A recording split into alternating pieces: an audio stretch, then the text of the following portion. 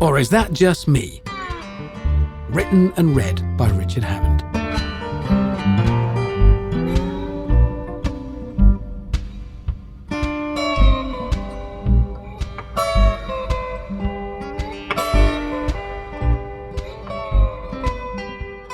There is a very simple solution available to those people who are on the telly and who complain about people stopping them in the street because they recognise them.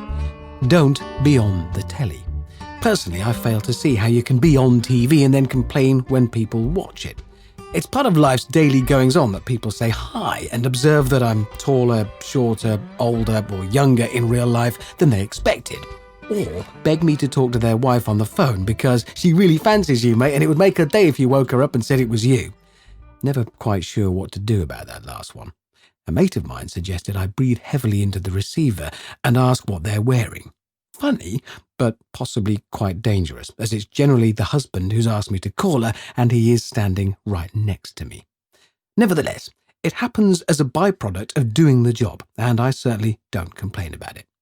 And it happens quite a lot in the car. I tend to scoot about the place in a range of unusual cars. It's part of the job, and one of my biggest passions.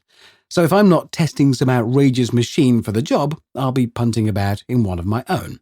And naturally, driving a distinctive car is going to attract even more attention. The kind of person whose eye is drawn by a Ferrari or a vintage Mustang is likely to be a fan of Top Gear. Therefore, if I'm sloping along the M4 in my Morgan Aeromax, people who like cars are going to look at it and recognise me, perched behind the wheel, with one finger jammed firmly up my nose. On this particular occasion, it happened on the M4 as I made my way towards home in Herefordshire. A VW Golf, third generation, quite good nick, obviously cared for, was flitting busily about the big Morgan like a pilot fish around a shark. I caught it changing lanes behind me, and then watched it buzz past slowly, while its occupants took in the Morgan's outlandish curves. They dropped a window to soak in the noise of the V8 burbling and barking through the side exit exhausts. I saw young faces, 4 of them, grinning in the Golf. They looked along the car to see who was driving and, sure enough, caught sight of the short one off Top Gear and launched into a barrage of shouts and waves. All fair enough. Then they got a bit daft, slowing in the outside lane to drop back along the Morgan and tuck in behind it again. They hovered there for a bit and then found a gap to run up the inside of the car in lane 1 and undertake me to check out the other side of the Morgan. I figured this was getting a bit silly and certainly didn't want to be involved in causing anything dangerous to unfold on the motorway. So I gave it a bootful, pulling out into lane 3, overtook a few cars and tucked back in, all quiet and cosy. And the Golf caught up to carry on the game, rotating around the car, its occupants all the time grinning and brandishing their upturned thumbs. Clearly this couldn't continue, so I drifted across into lane 1 and slowed with the traffic to drop back from the Golf, until it had disappeared ahead. Better still, an exit road to a service station was coming up. I flicked the indicator and dived off. I could do with a tankful, and this would give the Golf a chance to get ahead and out of trouble. Pulling in alongside a pump, I climbed out. It's an awkward old thing into and out of which to manoeuvre the Morgan, and I wrestled myself out onto the forecourt, red-faced and bothered. Parked in front of me was the blue Golf, and gathering around it were the 4 kids who had only minutes before been grinning, gawping and giving me an enthusiastic thumbs up. Only now they didn't look quite so chipper. The largest of them was stepping out of the group towards me. He was all blonde, floppy surf hair, white teeth and baggy clothes. "Hey, Rich!" His mates giggled at the greeting. "Sorry about the racing bag there." He jerked a thumb towards the motorway and nodded his head towards the Golf. I assumed the car was his. Something happened inside me. Some primal switch or other flicked, and I became angry. Not angry in a barroom brawl kind of way, but angry in an indignant, "stop this nonsense at once" kind of way. "Now listen," I may just as well have added young man, so laden with adult admonishment of a junior was my tone of delivery. "That was not racing. For one thing, it's a public motorway, and why the hell do you think I would race against you when there's a very real chance someone entirely innocent could be killed? If anyone even thought we were actually racing, I would be arrested quicker than you can think about it and fired from my job immediately, and rightly bloody so." The young man in question lowered his eyes and looked suddenly sheepish, as did his entire group. They were, I realised, a rather foppish, middle-class, pleasant bunch of lads. They wore rugby shirts and deck shoes. They felt bad at being shouted at. And anyway, I blustered now, feeling suddenly awkward, though not quite sure why. If we actually were racing and I was in that, I nodded at the big Morgan. Do you really think he'd stand any kind of chance? I tried to inject some matey banter into the situation, but it didn't work. The lads were cowed, browbeaten, and I realised where my sudden awkwardness had sprung from. They were taking my admonishment as exactly that, a bollocking. They looked down at their feet and muttered their apologies. They were, I realised, apologising naturally to the older man, feeling shameful and sorry. They viewed me as an adult crashing into their young man's world and telling them to stop being so silly. I wasn't ready for this.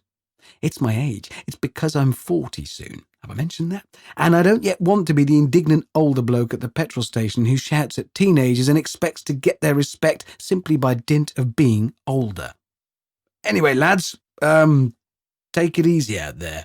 I punched the air at about waist height as I spoke, giving the non-contact equivalent of a chuck on the shoulder. I may as well have put on a bad tie and danced like a twat at a wedding disco. Sorry, one of them muttered in gentle, polished tones, and they returned to their car, shuffling quietly, heads slightly bowed, their buoyant mood burst by my middle-aged sensitivities. And so the nearly 40-year-old man climbed back into his sports car, surveyed the sparkling dashboard, sporty dials and bucket seats, and denied to himself that he was having a midlife crisis. Then he fired up the big V8 and gunned it to send pops and bangs ricocheting off the walls of the filling station and powered back towards the motorway. Well, if I'm going to have a midlife crisis, may as well do it properly and loudly. Or is that just me? It's about 14,000 feet, which is about the same as when you go skiing. Do you go skiing? No, I don't go and never have been skiing. Well, I did once, but that was to the North Pole, and that was different because it wasn't downhill and the dogs kept peeing on me. What, never? You don't ski? God, I go every year, and it's so... The young researcher on the other end of the phone was in danger of slipping into stereotypical waffle, so I interrupted her before things turned too grisly. Look, I was born in Birmingham. People from Birmingham didn't go skiing. They went camping in the Forest of Dean. James Bond went skiing, and people in car ads. Real people in the real world went camping. We took the tent, the deck chairs and the camping stove out of the shed where they'd got mouldy and rusty. We strapped them all to the top of the marina. We drove for hours and hours. We argued about where to pitch the tent when we got there. We got wet putting it up in the rain, argued about whose turn it was to wash up, slept on a damp ground sheet and went home. So please, stop asking me about skiing. Okay, well, she wasn't sure if my rant was meant in jest or if I was genuinely cross. And we had to eat gravel and grass, and we had it bad back then, I added with pantomime emphasis, to make it clear that I was having fun with her. I wasn't. It had actually made me a bit cross. Reassured, she continued. At that altitude, you have to be careful because the air's thin and you can get altitude sickness. The young researcher swung into a lecture about the need to stay off the booze and fags, to take the time to acclimatise on every trip to the top of the mountain, about the importance of watching for symptoms, about how a headache can be the first sign of the onset of altitude sickness. I zoned out and made the appropriate noises during the quiet bits to indicate that I was listening intently. It's not that I was being blasé about the critical, possibly life-saving information I was being given, but I knew we would go through all of this again and again over the next few weeks before we set off. Right now, I was more concerned about what we were actually going up this mountain to film. This was to be just one of the journeys I was involved in making for a new series for the National Geographic Channel, called Engineering Connections. It would look at the unlikely and unexpected stories connecting major technological structures and achievements of the modern age with older, stranger, simpler and altogether wilder stuff from around the world, and indeed made for some fascinating work. In the course of filming an episode about the Airbus A380 airliner, I'd found myself charging out of some woodland on a horse, with a bow in my hand, firing arrows into an archery target in front of a slightly bewildered archery club from Middlesex. It was part of a stunt to explore the properties of the groundbreaking high-tech material from which the plane is built, called glare. It's made rather like fiberglass from two different substances that have different qualities which, when combined, make a material capable of more than the constituent parts on their own. The Mongol army of Genghis Khan did something rather similar with its bows. As a mounted army, it needed weapons that could be used from horseback. A traditional longbow was a bit too, long to use on a horse. You tended to stick the end of it in the horse's back, which sort of made it cross and caused it to chuck you off and look a right prat in front of the enemy, who killed you where you lay with knives or clubs. And on this particular day's filming, somewhere in Middlesex, I had already demonstrated this problem. Not the being killed with knives and or clubs bit, but I had shown the difficulties of manhandling a 5-foot-long bow on horseback by being filmed, trying to loose off an arrow using a full-sized wooden longbow. It was impossible, and the crew were relieved when I put the bow down and admitted defeat. They'd feared one of them would lose an eye. The Mongols, clever chaps, noticed that if you just made a wooden bow shorter, it snapped in half when you tried to pull it back far enough to get sufficient tension into it to send an arrow further than the end of your wrist. That was because on one side of the bow, the forward-facing bit, you're asking the wood to stretch as it forms the outside of the curve. That puts the material under tension. On the other side, the inside, it's being squashed, compressed, as the bow bends inwards. And that's quite a big ask of one material, to manage to be good at two completely opposing jobs, tension and compression. So the Mongols made a bow using two very different materials. On the outside they used sinew, taken from an animal carcass, typically the leg tendon of a deer, which is naturally very good at stretching and returning to its original shape without breaking. On the inside they used water buffalo horn, which is very good at being squashed. And it worked a treat. The bow needed only to be about 3 feet long, and yet could send an arrow hundreds of yards with marvellous accuracy. The Mongols, as well as being fearsome warriors with a bloody reputation, were a pretty brainy lot, as it turned out, sort of warrior boffins with their neat, high-tech little bow. They murdered millions with it. Obviously, that last bit strikes a bit of a sombre note, but it was very, very clever, and really the origin of modern composites like carbon fibre. Unlike our more recent response to the invention of carbon fibre, the Mongols didn't then go on to buy sheets of plastic made to look a bit like their new composite material and then stick them all over their hot hatches because they believed their friends would think their 1.2-litre Nova was a Formula One car. So I wobbled about on horseback, waving a replica Mongol warrior bow around and explaining all of this stuff, whilst the crew hid in the trees and crapped themselves laughing at my ropey horsemanship. We needed to demonstrate just how significant a development this was in a historical context, and, to set the scene, had invited a local archery club down to the airfield where we were filming. They would take part in a scene in which they would play humble, foot-bound archers, and I would crash majestically from the woods as a fearless Mongol warrior, master of horse, bow, and terror. It was going to be a bit tricky playing my part authentically, though, as health and safety had insisted on me wearing a riding hat. This was never part of a Mongol warrior's battle dress and did rather stand out, particularly when the archery club members had turned up resembling their ancestors in a sea of leather jerkins and archers' wrist guards. The archers were now doing what they'd been briefed to do by a harassed director, letting loose a fearsome flurry at the straw target perched on a wooden stand at the edge of the clearing. The script now called for me to crash out of the woods on the black charger, prance fearsomely in front of the archers, and loose a lethal volley of arrows into the target before spinning and galloping away, presumably to enjoy whatever massive, drink-fueled, sex-charged party your average Mongol warrior tucked into after a bit of raiding and conquering. This would conclusively demonstrate the deadly superiority that the Mongol warbow, with its forward-thinking composite construction, gave the horse-mounted archer over the traditional archer on foot. Obviously, it was quite important that the archery club stop their firing at this point, lest the horse and I wander into their lethal arrow storm and be reduced to pincushions. The owner of the horse would be quite angry about this. The horse was, it had been pointed out to me in no uncertain terms, a very expensive horse. He had previously been ridden by Johnny Depp, or Orlando Bloom, or Michael Caine. Someone very famous had ridden him in a film, anyway, and I was made to feel that it was indeed an honour for my low-rent, humble television butt to be allowed to rest on the back of a creature that had supported the stellar cheeks of some Hollywood luminary. Right now, though, as I watch the archery club's lethal volley flop from their bows and land on the ground a yard or two in front of them, I wondered if it might just save time if I rode out in front of them anyway and took my chances. Their arrows, launched with the ferocity and pinpoint accuracy of a bin-bound chip wrapper, looked as if they would have trouble piercing a hole in a crepe paper modesty screen. As the horse and I pawed and snorted at the edge of the wood, awaiting our cue, I noticed a middle-aged woman halfway along the line notch an arrow carefully, her tongue sticking out with the effort of steadying her hands. She raised the bow and drew back the arrow. Her arms shook.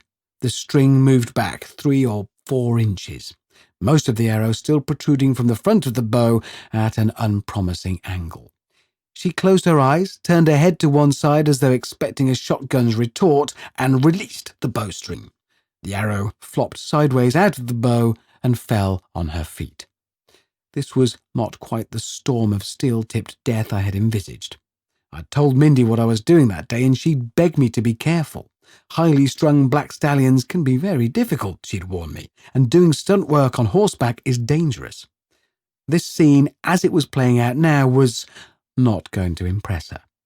I kicked the horse on and moved out across the clearing. The target lay off to my left. The archers were gathered by some low bushes to my right. They saw me moving out of the woods and ceased fire.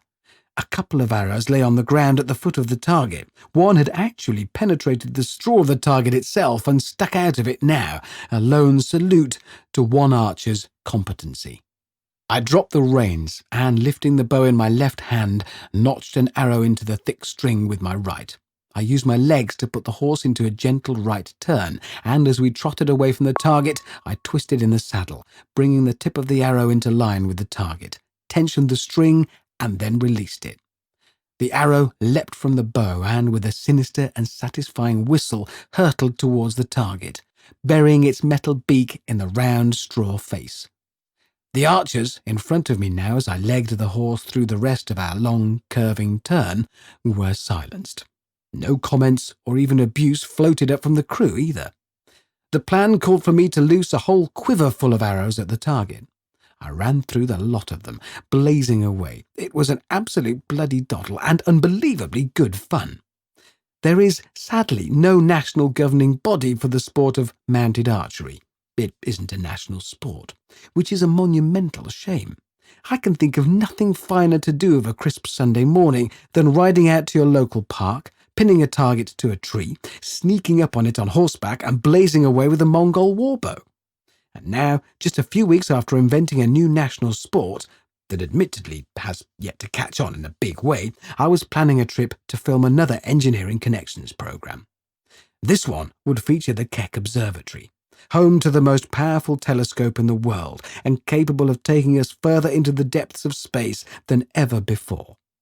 We would film the links and associated stories later, and they would include setting fire to boats with an ancient Greek mirror and carving my name across the width of a single hair using an atom-blasting microscope. But first, we had to visit the telescope itself and film the piece of astonishing technology at the centre of the story. All very exciting stuff that was made, it must be said, only more exciting by the fact that the telescope was based on the island of Hawaii. In the course of a bit of background reading, I discovered that the scope had not been sited there to facilitate a spot of fun in the sun for the astronomers. The island had been chosen because on it is an extinct volcano, Mauna Kea, which stands nearly 14,000 feet high. And this altitude is one of the many factors that come together to make Mauna Kea such a prized site for boffins with big telescopes. I quickly found that the benefit of setting up your telescope at high altitude doesn't come about because you're a bit closer to the subject, the stars. You are closer, of course, but it makes as much difference as standing on a chair to wave at the moon. I was glad to have cleared that one up before I set off to interview the brain boxes operating the telescope. I absolutely would have asked how much it helped being a bit closer to the stars, and they would have thought me an idiot, and been right. The altitude helps because the air is thinner up there, giving the telescope a better chance of peering out through the atmosphere and into space. This factor, together with the absence of light pollution, given the island's solitary position far from big cities, and the stable winds coming in off the Pacific, make it one of the world's absolute best locations for setting up observatories. It bristles with them. In fact, with universities and companies from all over the world competing to set up telescopes using all manner of modern technologies to see further and further out into the universe. My hopes of a couple of weeks in the sun, looking at hula girls and drinking coconut milk, were somewhat dashed when I saw photographs of the ice-clad summit of Mauna Kea, where the observatories huddled together, so many hunched domes sheltering in the thin, freezing air. Could be worse. Could have turned out that the perfect conditions all came together to make Burnley the best place to build a telescope. And I still had all the kit I'd bought for our Top Gear trip to the pole, so I could at least turn up looking the part. There was a slight twinge experienced by all of us in the team as we landed in Hawaii and caught glimpses of the legendary beaches, sparkling blue seas and swaying palms of this classic jewel in the ocean. We were not many in our team for our assault on Mauna Kea, but we had worked together before, and we were happy that between us we could more than do the job. The hotel was not going to be glamorous. I was prepared for that. This was very much a proper working trip. We were there to make a grown-up documentary about the most powerful telescope in the world. It was to be screened by the National Geographic Channel across the world. This was certainly not a Top Gear shoot. At no point was I going to be challenged by the producers to drive across a lake in a dustbin lorry. And so it felt immediately appropriate when our hired minibus dropped us and our mountain of kit off in the car park of a low-lying concrete and wood building that looked like something members of a school field trip might stay in. I stepped from the bus and tried to show Willing as Pete, the cameraman, marshalled the filming kit coming out of the back of the lorry into the all-too-familiar mound of shining aluminium cases, sinister black boxes and battered bags. Grant hefted me a tripod out of the back of the bus like he was hefting coal into a steam train's boiler. He looked up and smiled as I grabbed the end of the bulky metal tripod. Nice place, Hawaii. I looked at the bleak hills surrounding the hollow where our utilitarian single-story hostel sheltered. Bit like North Wales. Grant laughed. He was enjoying the ridiculous reality of arriving on an island synonymous with beaches, sun and sand, dressed in duck-down parka and Arctic mitts. It was cold. I wore a thick jacket over thermals and woolens, and still felt its bite. And we were barely halfway up the mountain yet. It would get a lot colder before we reached the top. I breathed deeply, closing my eyes with concentration as I tried to detect any difference in the oxygen content of the air. We were high, but the observatory was much higher still, at 13,600 feet. But the effects of altitude can, I'd been told in several lectures from the production team, be felt from as low as 7,000 feet. Any combination of headaches, nausea, loss of appetite, insomnia, extreme shortness of breath, coughing, congestion, disorientation, and difficulty with thought processes were all possible, but a headache was the first sign. The worst affected could develop high-altitude pulmonary edema as fluid collects in the lungs, which, if not treated swiftly, could lead to death. I knew that on Michael Palin's epic journey through the Himalayas, the soundman had contracted pulmonary edema and had to be airlifted to hospital. With these thoughts swirling around my head, I unpacked and went to bed. Once you've been told that a headache is possible, there's room inside your head for little else. Your mind becomes hypersensitized to the idea that it's soon to be under attack from some external force as fierce as a tiger and as big as Tyrannosaurus Rex. I swiveled my eyes about the room, taking in the dull walls, utilitarian melamine furniture and beige curtains covering a window beyond which I knew stretched a landscape eerily like North Wales, and I tried to mentally probe the space in my head for headaches. I found many things, some of them quite bad, but no headaches. The space was clear for now, so it was just a case of waiting before the headache arrived. The daylight from the small square window behind thin beige curtains shone through bright and colourless. The room had that practical, institutional feel that is welcoming in its lack of pretension, but somehow threatening by association. It recalled the kind of prison cell I've seen on telly, where you end up shouting that they're having a better life than you, the innocent TV viewer, with their clean beds, pleasant bedside cabinets and smart wardrobes. And it's not surprising that we sometimes feel like that, especially when we are struggling our asses off to support ourselves as a freelance radio reporter, earning just enough to live in a miserable one-room bedsit in Carlisle with only a battered sofa, a 1970s black and white television and a camping stove for company. And then, on that same ancient TV, we're forced to watch some miserable thieving little sod sit and chat with his mates in a prison cell, paid for from the taxes, screwed out of our pitiful paycheck before we've even seen it, with a proper colour telly, a nice view of the grounds and a Pirelli calendar on the neatly painted bloody walls. Or is that just me?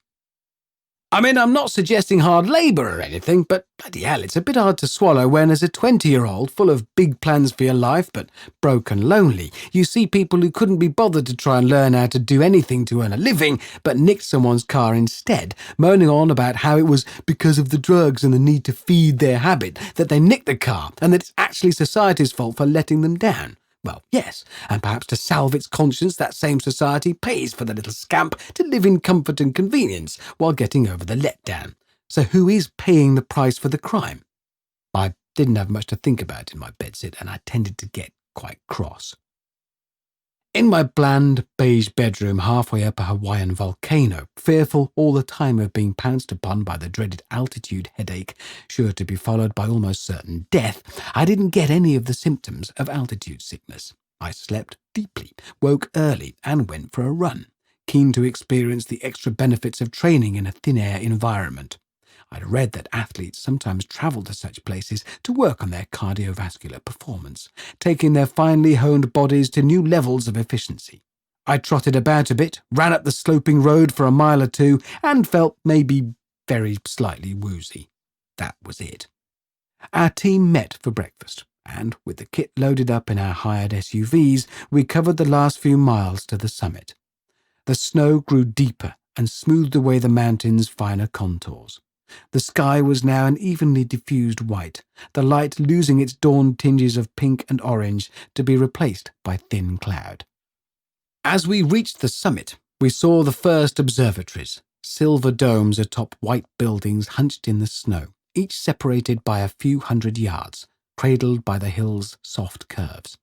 With their shutters closed, they looked intensely private, looking inward rather than outward to the skies they were sighted there to observe. It was a landscape as alien to my eyes as the planets I assumed these silent, shy eyes could study in detail, fine enough to watch their counterparts, if they existed, looking balefully back at them. The doctor invited me into the bathroom, and there he performed acts upon my person intimate enough to be considered close to illegal in many countries. He'd arrived at our tiny London flat barely 10 minutes earlier, summoned by an anxious phone call from Mindy 100 miles away in Herefordshire. Mindy, in turn, had responded to an earlier phone call from me, during which I had vomited, twice.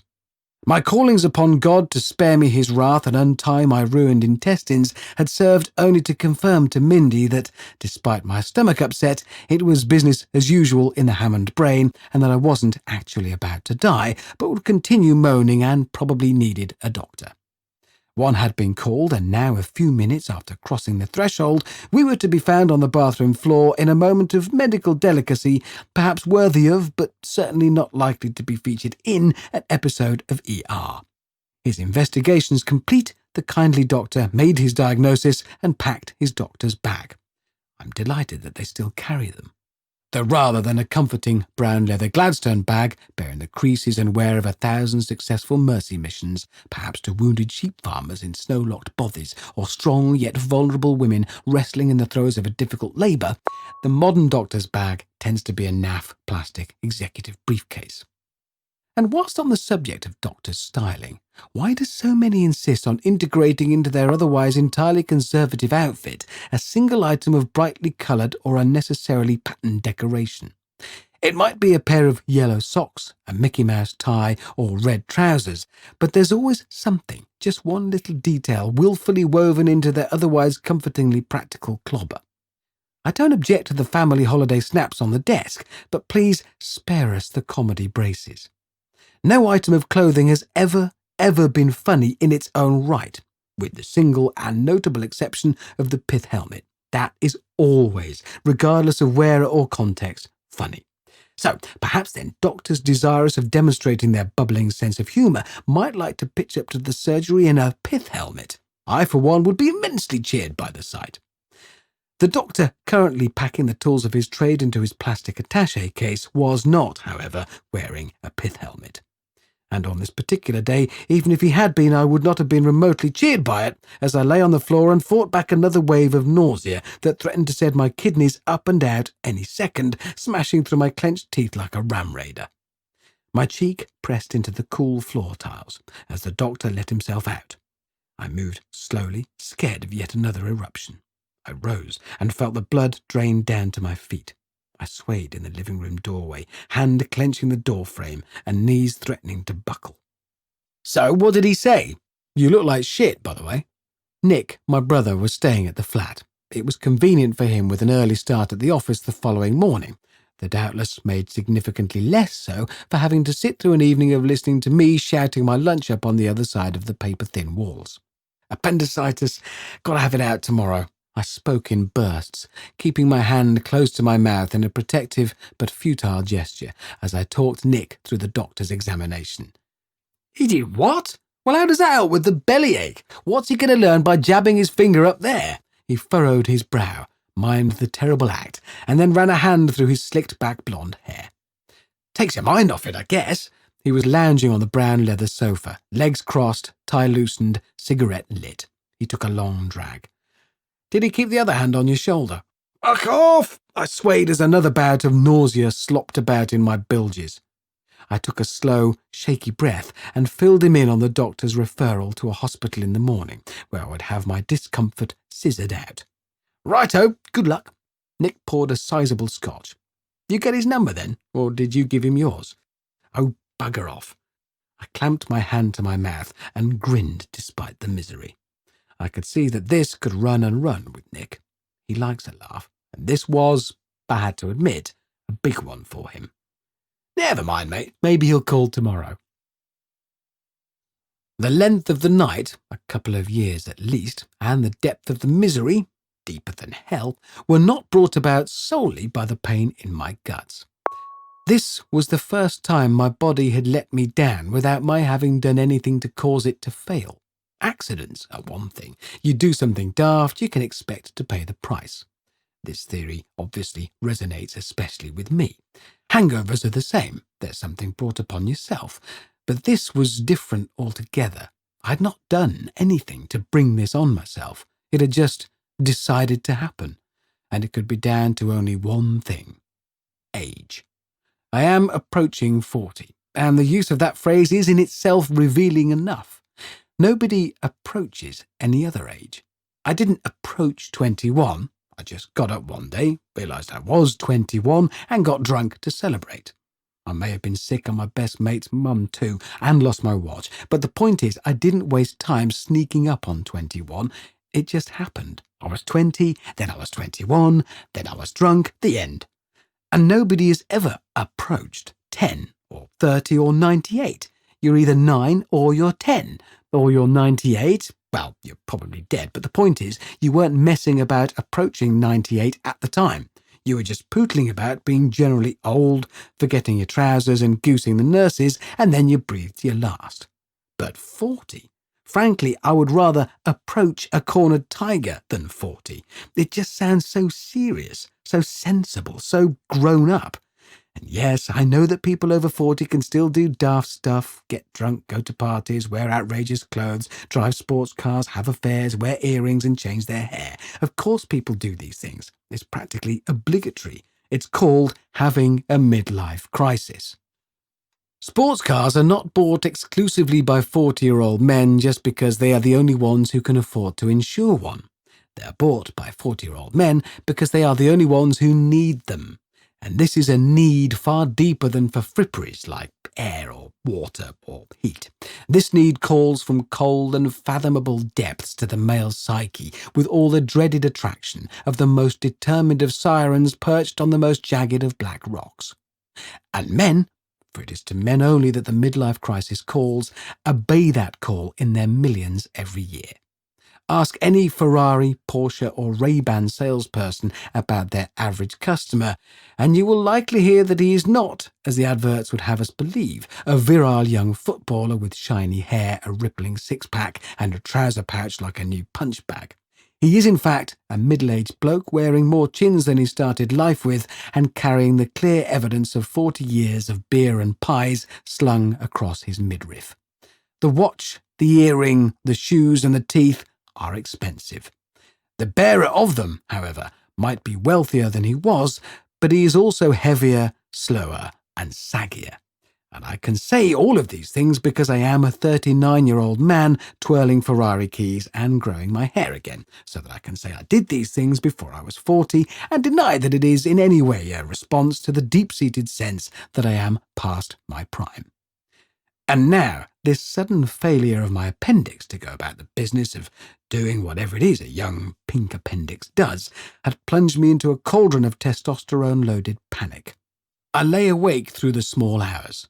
Never understood that. They're bloody massive hours at the time, each one lasting a day or so, and pondered this first sign of the gradual but inevitable failure of my middle-aged body.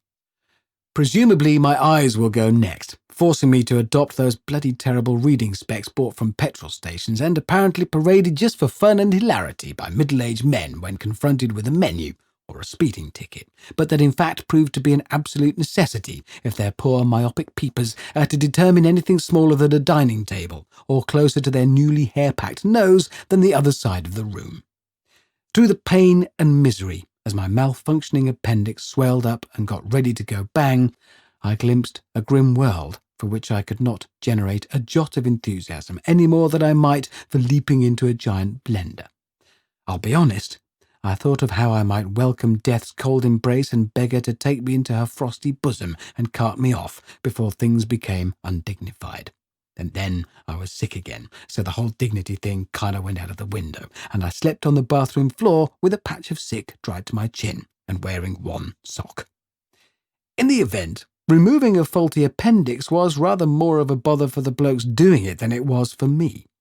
All that was required of me was to take a nice lie down, while wearing a nightie that did up at the back, and wake up again, feeling woozy and pleasant. Thinking about it afterwards, I realised that it had probably served for Mindy as a rather unpleasant reminder of my previous times in hospital. Naturally, though, I didn't think of this, and ploughed on merrily in the belief that the grief and stress were all mine, and that I was being really very brave in coping with it all. Still in a state of half-consciousness, enjoying the attention as nurses and orderlies pottered about me, I took in the small room they'd wheeled me into. On the bedside table I saw my watch and reading book. This, then, was where I had started off earlier in the day with Mindy. As my head cleared, the surgeon himself made an appearance. "Right then, Richard, we removed your appendix." The specialist consulted his notes, glanced back up at me with a confident smile. "And we fixed your hernia for you on the way out too." I sat up, which hurt a bit. My what? I didn't have a hernia. I would have noticed. The doctor carried on. "And we carried out a couple of scans as well. Looks like you've got a kidney stone." The doctor showed me a printout from a scan, but my head was doing the swimmy thing and I couldn't concentrate on it. "What? Hernia stone? Kidney scan? I didn't know about any of these." The doctor smiled benignly and left. So this was it then, the beginning of the end.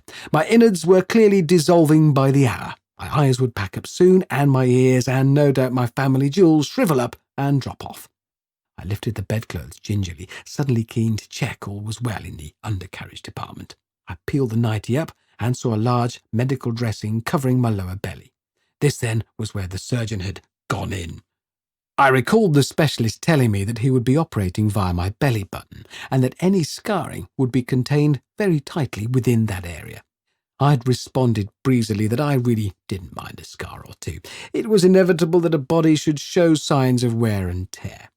Secretly, I was very keen to be left with a scar, largely because recent escapades in my life, while leaving mental scars deeper than canyons, have failed to leave a single physical mark on me. A source of constant disappointment, especially when in the company of chaps comparing scars, as they will, trust me, they just do. And in the face of a myriad manly gashes from rugby studs, speedboat props and shark's teeth, I'm forced to concede that my only actual scar is a small nick on my left thumb where I ran my hand down a wall as a kid and failed to spot the nailhead protruding from the heavily patterned wallpaper. You see, I can't even make it sound remotely exciting. So what chance in a pub full of drunken blokes suddenly all bearing more scars than a load of bloody Vikings? Something about the medical dressing stuck to my gut, caught my attention, and stopped my reverie. The thick white pad went very low indeed, almost into my... Holy shit! It should have barged down into the dense and manly forest of fur gathered around the sloping foothills of my belly. But it wasn't, because the doctors had clearly engaged in some preemptive deforestation prior to the operation. They'd shaved half my bloody pubes off. I couldn't help emitting a squeak as I bent almost double to inspect the horror. Worse, they appeared to have deployed rusty garden shears to carry out an act of topiary so shabby that I was left briefly confused as to whether I should contact the medical council or gardener's question time.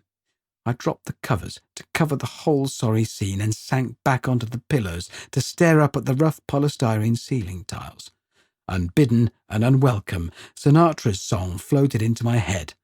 And now the end is near. I half smiled at the horror of it all and sank into drug-addled sleep, one hand draped protectively across my vegetable patch. This would not be my last hospital stay of the year, and it's unlikely I would have taken much solace from the knowledge that things would get much worse before they ever got better. In my dreams, I ran through fields as a 10-year-old boy, trailing a stick and shouting into the wind, and 40 was far, far over the horizon. But it was waiting there. No, Richard, it's an actual drill, a proper drill that, brrr. And the doctor, an elegant man in his mid-40s with an expensive tan, mimed the action of a hand drill to make his point. He stood in front of his desk while I sat on a smoothly finished wooden chair in the centre of his consulting room. The thin carpet was dark blue under my cowboy boots and the walls the palest cream. Everything was smart, clean, and quite expensive. I'd elected to investigate having this kidney stone nuked privately so that I might fit its destruction in with my diary. This was Harley Street, and the doctor was still explaining to me the process by which he would reduce my kidney stone to powder with a proper electric drill that went drrr. I watched in fascination as his imaginary drill chewed its way through at least a foot of imaginary wall. It appeared to be on hammer setting, and I began to feel sorry for the stone. And you don't even have to cut me open, right?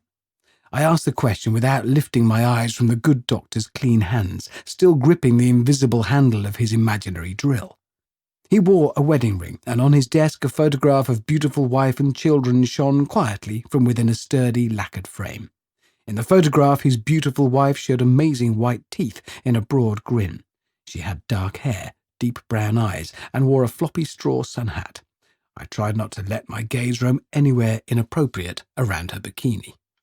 Well-off doctors are nearly always married to glamorous women, I'd noticed. Or do they get their family photographs from some sort of mail-order company set up to provide medical practitioners with all the paraphernalia necessary to reassure their patients that they are, in fact, steady, respectable members of society, and not adrenaline-fueled thrill monkeys whose holidays are spent paragliding and learning to pole dance? I was just taking in the finer points of the velvety curves of his wife, or perhaps the model in his family photograph, when my wandering eyes and mind were snapped smartly back to reality by the doctor's utterance of the word penis. I focused again on what he was saying, frowning with the effort. And then from there, up the narrow tube called the ureter to the kidney. We find the stone, hit it with the drill. He did the mime again, leaning his shoulder forwards and bracing himself against the recoil from the spinning tip as it bit into my kidney stone. Then we pull out the drill and send in a wire with a manipulator and bag on the end, gather up all the bits and pull them out. Job done. He smiled an expensively even smile and clasped his sturdy, manicured hands together. having put the imaginary drill down in order to mime the act of gathering the shards of ruined kidney stone with some sort of remote control grab inside my kidney. I was still wondering about the penis bit. Sorry, just to backtrack a bit. You go in through the penis, in through there. He began another mime, this one too awful to contemplate, as his hands described the twists and turns involved in hauling a piece of DIY equipment up through my most sensitive parts and along a route more tortuous by far than that faced by Hannibal as he made his way, complete with tool belt and pencil behind ear, through my bladder and out the other side, finishing inside my kidney, with, I imagined, a cup of tea and a quick sit-down before setting his shoulder to the drill and getting on with the heavy stuff in there. What? So you take an actual drill in? I performed a brief mime of my own, pointing in as delicate a manner as possible to my crotch. Yes, it's a drill, an actual drill that goes drrrr. Yes, I get that bit. It's a real drill. But here's the thing. You go in there and then all the way I wound my hands around my midriff. Yes, through the bladder, up through the ureter. Yours is quite narrow and a bit kinked, by the way, which explains why you've suffered with the stone so much in the past. And then into your kidney. Yes, but I decided to ignore this obvious slight on my ureter and press my point home. But you start, more pointing, this time slowly and with, I don't mind admitting, a shaking hand, here. And the doctor explained that by starting his journey in this manner, he avoided the need to cut me open and carve a doorway of his own, relying instead on what Mother Nature had, albeit perhaps not intentionally, provided. It took some digesting, this particular piece of news. I was due to undergo what would from now on, I gathered, be called the procedure in just a week's time. That meant I had a week to prepare. I couldn't think how. Instead, I vowed to try and forget about it. I was in the middle of preparing to shoot a pilot for what could potentially be a large-scale studio show for the BBC. Actually, the thing never did see the light of day, but we might, for all we knew at that stage, have been working on the new Generation game or the new Doctor Who. Whatever, there were meetings with execs to be sat through, discussions about stage sets, contributors, and editorial content to be considered. The director of photography had to decide how many cameras we would need and where to put them. The lighting director had to consider how to light the studio and in what colours for best effect, given the timbre of the show and the audience expectations. I had to decide what jacket to wear. There was, in short, much to be done, and the more the merrier as far as I was concerned. The meetings to make final arrangements and preparations for my pilot show proved a welcome, if not entirely successful, distraction. While the execs drank earnest tea, peered over their designer glasses and discussed the need for openness, honesty and a grounded approach to contributors in the unavoidably fantasy-tinged arena of a television studio, I gazed into the middle distance and, in my mind's eye, watched as a fleet of tiny medical men with white beards and pointy hats set off towards my John Thomas, with picks over their shoulders, singing hi-ho, it's up your knob we go, in tiny but strangely sinister squeaky voices. It was quite a long week. At the end of it, a date was set for the studio recording and for a filming trip to a village on the northeast coast of England, where I would carry out undercover filming operations in a chip shop. I was not in an especially buoyant mood, if I'm honest, and the whole hitting 40 thing was hanging over my head like a grand piano on a fraying wire. I was feeling then not at my sparkly best as I lugged my suitcase downstairs. Right, well, I'm ready for the off then. Here we go. It sounded pathetic and Mindy looked up. You all right? Yes, fine. It'll all be okay. Just a man climbing up Itoja with a drill in his hand, nothing to worry about. You've had 2 babies and you never made a fuss. Well, you did go on a bit, but I gather it does smart, so I completely understood. And I looked into Mindy's face and grinned. I felt immediately better. Yes, all right, I hope he wears really big boots and snags his drill bit on the sides. Ooh, I winced and crossed my legs. Mindy smiled and took a step towards me, gripping me in a hug. And, in the event, I said something to the anaesthetist about how much I loved my children and passed out. Seemingly only seconds later, I was aware of waking up. It was over. The procedure had taken place. But whilst the passing out had not been so bad, the coming to had rather less pleasant ramifications. For one thing, I was horribly disoriented, as is common apparently in such circumstances. For another, I became aware that I was very much not alone. A horde in medical garb hovered around me. Most were female, All were busy, and all clearly were involved in the procedure. Wow! My voice worked, though it was quiet and dry. Were all of you— I attempted a nod back in the direction of the theatre. You know, in there for, it. A general murmuring confirmed, over the brisk and efficient clatter of medical paraphernalia being packed away, that yes, they had been. I swiveled my eyes around to try and take in the scene as I lay on my hospital bed with a drip in my arm and a worrying breeze blowing up my nightie. There seemed to be about 15 people in the room, all wearing medical garb, and all, with just one exception, female.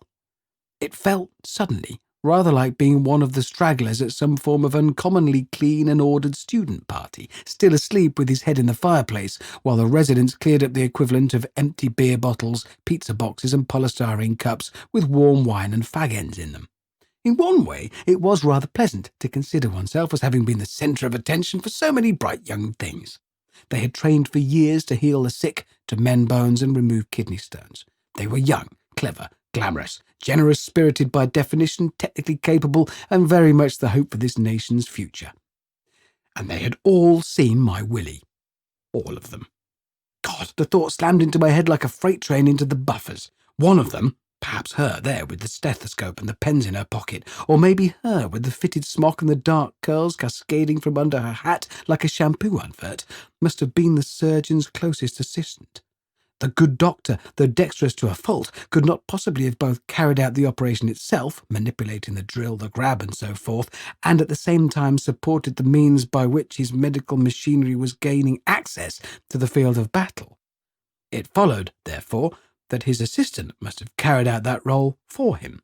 That is to say, one of these women fluttering about me now in a cloud of clean scent and washed hair must have spent the past hour or so gripping my Willie, while a doctor fed a drill up it, smashed a small boulder to pieces, and fetched the bits out in a bag. I pondered the indignity that had been visited upon my person by the procedure, and I prayed that no one, at least, would mention Top Gear, and thus personalise the whole experience by making clear their awareness of the connection between the bouncy, chatty individual familiar from the telly and the sweaty, pasty-faced, soon-to-be middle-aged person in a nightie with his knees in the air and his knob out. I love Top Gear, by the way, a blue-eyed nurse with the look of a rabbit in a chocolate commercial confided as she breezed past in a cloud of crisp, starched air. Shit. And I slumped back into the pillows, welcoming once more the oncoming wave that signified unconsciousness. They will have seen my badly edged lawn too, I told myself, miserably recalling the tatty edging surrounding whatever now lay in ruins beneath the thin folds of my hospital nightie. And in my dreams I headed back for the fields, desperate to be that 10-year-old boy with the stick again. Sleep well? An innocent enough inquiry, but one lucky not to be met with a carefully aimed cowboy boot. Yep, fine, thank you, doctor. I hadn't, of course. Well, you should be fine to leave today. Your blood pressure's fine, your temperature's fine, you're fine, I ventured. Yep, fine. He gave me a thin-lipped smile and clasped his hands together. Anyone you need to call about being picked up? Wife's on the way. Good, fine. Now, just a couple of things. And he delivered a lecture on how, after blasting the kidney stone to dust with the drill, the surgeon had carefully removed all traces of it and then, via the same dreaded portal as that through which he'd removed the rubble, had inserted a special tube that connected my kidney to my bladder. Called a stent. This was a temporary fixture that would be left in place for a few weeks to give everything a chance to sort of settle down after being disrupted. Now, in some cases, the patient can reject the stent. What? Wrong colour? He looked confused. Clashes with his pyjamas.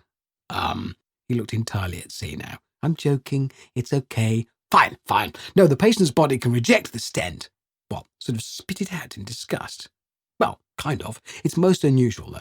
But if you get any trouble, any discomfort, just call us and we can whisk you back in and remove it. I really didn't want to ask how it would be removed. I could guess. I vowed that the thing would eat its way out of my insides on its own before I would submit my body and my wallet to any further indignities. The stent, lying limp and lifeless deep within my innards, must have caught this thought and decided to see if it couldn't do exactly that. Yeah, the thing is, though, and I watched the back of the driver's ears carefully for a sign that he was really going to take in what I was about to tell him, they don't cut you open. They go in via your old fella. I finished with a note of satisfaction I couldn't quite keep out of my voice and waited for my words to take effect. They did. I watched as James, the driver provided by the BBC in consideration of my fragile state to transport me to an East Coast seaside town for the purpose of making the sadly doomed pilot, squirmed in his seat in front of me. "What? Yeah. Oh, yeah. They stick a pipe up there, all the way through your bladder to your kidney, then poke a drill up it, blast the stone, and then haul the bits out through the same way they went in."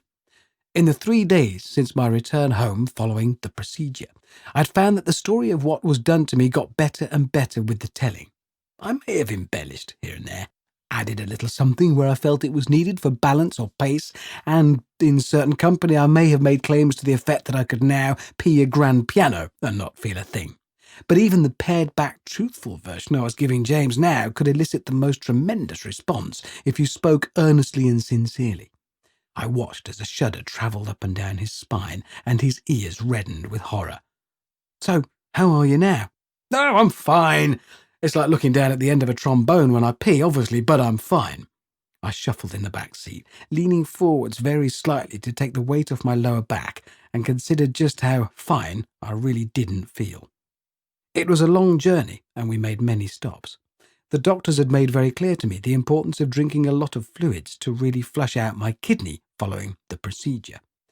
The doctor had also warned me that, with the stent in place, linking kidney to bladder, my capacity, as it were, would be reduced, and I might find myself obliged to pay visits to the throne room a lot more frequently than usual. And they also explained that the end of the stent itself bore several plastic spikes, designed to hold the pipe in place inside the kidney, and that these were particularly important when the bladder deflated. That is to say, when I had a pee, my bladder would shrink down in size, pulling the stent pipe down away from the kidney, where it would be held in place only by the spikes in the end of the stent itself. The doctor had also explained, patiently, and, I'm afraid, without even 1,000th of the gravitas he would have required to ever effectively communicate the intensity of the pain and horror about to be visited upon my meagre frame, that the spiked end of the stent had, unfortunately, come to rest on the exact same spot in my kidney previously occupied by the stone.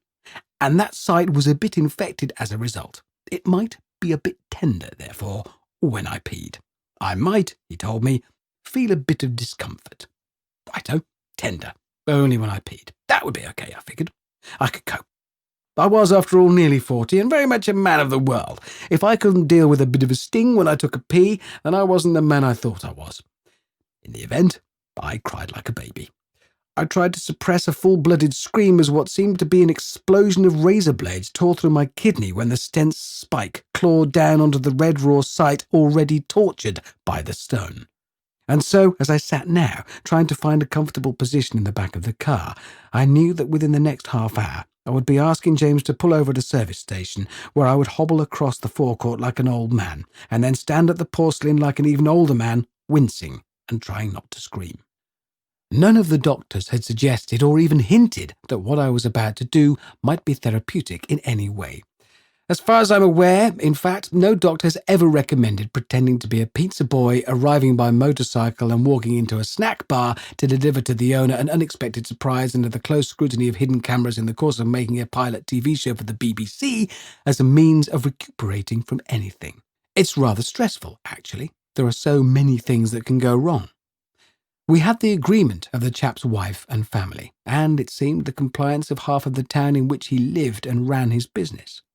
He turned out to be an immensely popular man, one given to spontaneous acts of kindness and generosity, and a person to whom the televised presentation of a cheque for several £100 would doubtless provide a spectacle that would galvanise the nation into a mass of satisfaction, that someone had got what they genuinely deserved. The show was going to be great. The setup for the day's filming was great. The cameras were all in their hidden locations. All was well, except that I needed a pee, and knew that when I went for one, I would be thrown to my knees with the shrieking agony of it, which is kind of a tricky thing to carry off in a public lavatory without raising comment. What is it you have to do, I wondered, in order to induce a faint and make the pain go away? I don't want to give the impression that I am a drama queen. I'm really not. It was quite spectacularly painful. With the filming finally over, I was wafted away and poured into the back of the car. James was ready up front to guide me back home to my family, my dogs, and my painkillers. I looked forward to dozing all the way home. At about the halfway mark, I got the distinct impression that something was not entirely as it should be. The problem lay in my kidney. It appeared to have grown tired of living in the gloom and tedium of my intestinal cavity and had chosen to make a break for it and head for the wide blue yonder via my spine. I saw stars. I said bad words. I saw vibrant yellow streaks shooting across the night sky. I gripped the headrest in front of me and gritted my teeth, and I wondered if perhaps something important had burst inside. As the initial chorus of dazzling agony settled down into steady pain, it became clear that while I was not about to burst inside James's Mercedes like an overripe plum with a grenade inside it, something had gone awry with the stent kidney situation and had better be addressed sooner rather than later. James delivered me home. Mindy called the doctor. The pain built still further, and as if by magic, an ambulance arrived to transport me back to hospital. A doctor removed the stent via the now all too familiar route, terminating in that most personal of parts, which, in my case, must have boasted heavier traffic in recent days than the Channel Tunnel. All of this happened unbeknownst to me, thanks to the merciful slug of morphine that could have felled a troop of insomniac gorillas.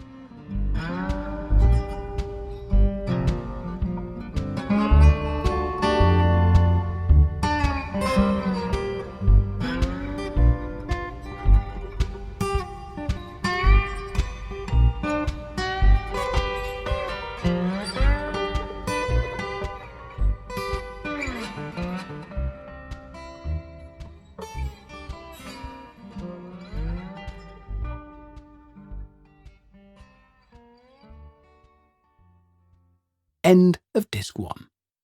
Disc 2.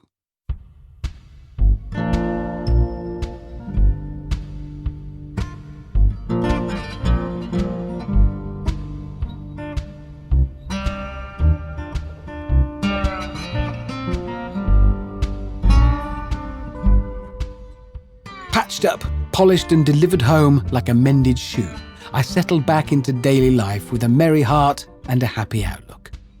The stent was gone, the stone was gone, and now, after a short period of recuperation, I could look forward to getting back to normal.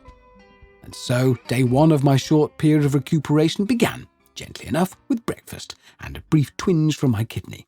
I tried to resist panicking, but the impulse to tear around the house, screaming and ripping out my hair with fear and despair at what I suspected to be an approaching maelstrom of pain, suffering, and indignity, did press down upon me strongly. Instead, I rubbed my lower back and breathed heavily. Right then, I shall spend the day recovering. Not bad, really. A day off, in fact. I fell to my knees and reached round to try and somehow squeeze the life out of my kidney and stop it from trying to kill me. By 10, the old kidney had me writhing on the sitting room carpet like a landed eel at a fisherman's feet. I had considered myself by this stage to be a veteran of kidney pain, having endured 3 stones passage in the past and, more recently, a veritable street carnival of doctors and nurses trooping through that way. This, though, was at an entirely new level. As the pain intensified, I was sick, and Mindy called an ambulance. Annoyingly, morphine didn't seem to touch the pain this time, and I continued to squirm about, making a pretty embarrassing spectacle of myself long after the needle had been jabbed in and withdrawn by the paramedics. I would have to be transported to the nearest hospital. In between bouts of moaning and being sick, I was duly ferried on a stretcher to the ambulance. I mumbled as best I could, and I suspect the ambulance personnel noticed that my head jerked a bit in the bowl, and some more sick came out, and then knocked me out, to afford, I would guess, some peace and quiet on the short drive to Gloucester. In the cold, grey morning light, with the drama of the previous night left behind, I lay in a hospital bed in Gloucester, and feeling, there's little point in denying it, sorry for myself. Until Mindy arrived and the doctor told us that yes, I could return home once more. Only once before had I asked someone to take the controls from me. Well, when I say asked, it was more of a beg, really. A desperate plea born out of blind terror and a deep-seated conviction that my co-pilot and I would die if I was left in control for a second longer. It was on my third helicopter flying lesson, and the tutor had decided I was ready to learn how to hover, but he would be standing by to take the controls from me as soon as I asked. Well, that sounded pretty bloody patronising to me, and very much like a challenge. I do not, I told him, scare easily. He put the machine in a hover some 50 feet or so above the airfield. I took the stick, and we slewed off immediately in a sideways and essentially out-of-control spin. I screamed and begged him to take the stick before we were both killed. I swear the bastard smiled as he did so. Then he said calmly, "I have control." And I wanted to punch him, but knew that I wouldn't be able to land if I did. And now, 4 years later, I faced the same dilemma. Only this time I was not in the sky, and the man standing next to me was not a helicopter pilot, or even in control of the machine that was, I was convinced, about to bring about our immediate and spectacular deaths.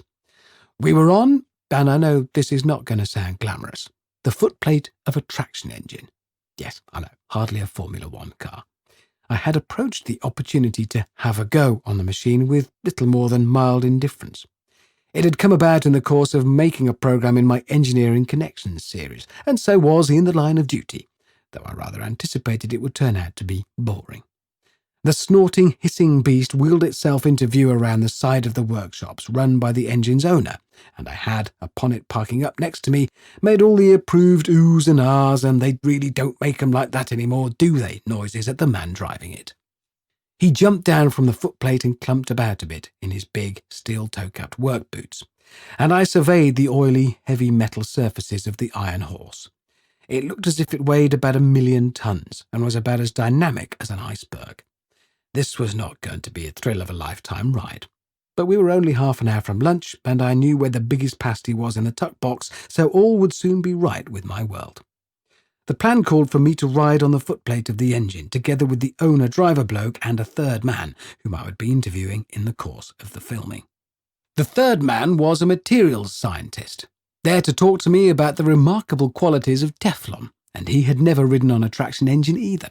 A slender, soft-voiced fellow in his mid-30s, he looked about as excited as me at the prospect. We were ordered by the director to drive around the car park and along the track surrounding the workshops before returning to our starting point.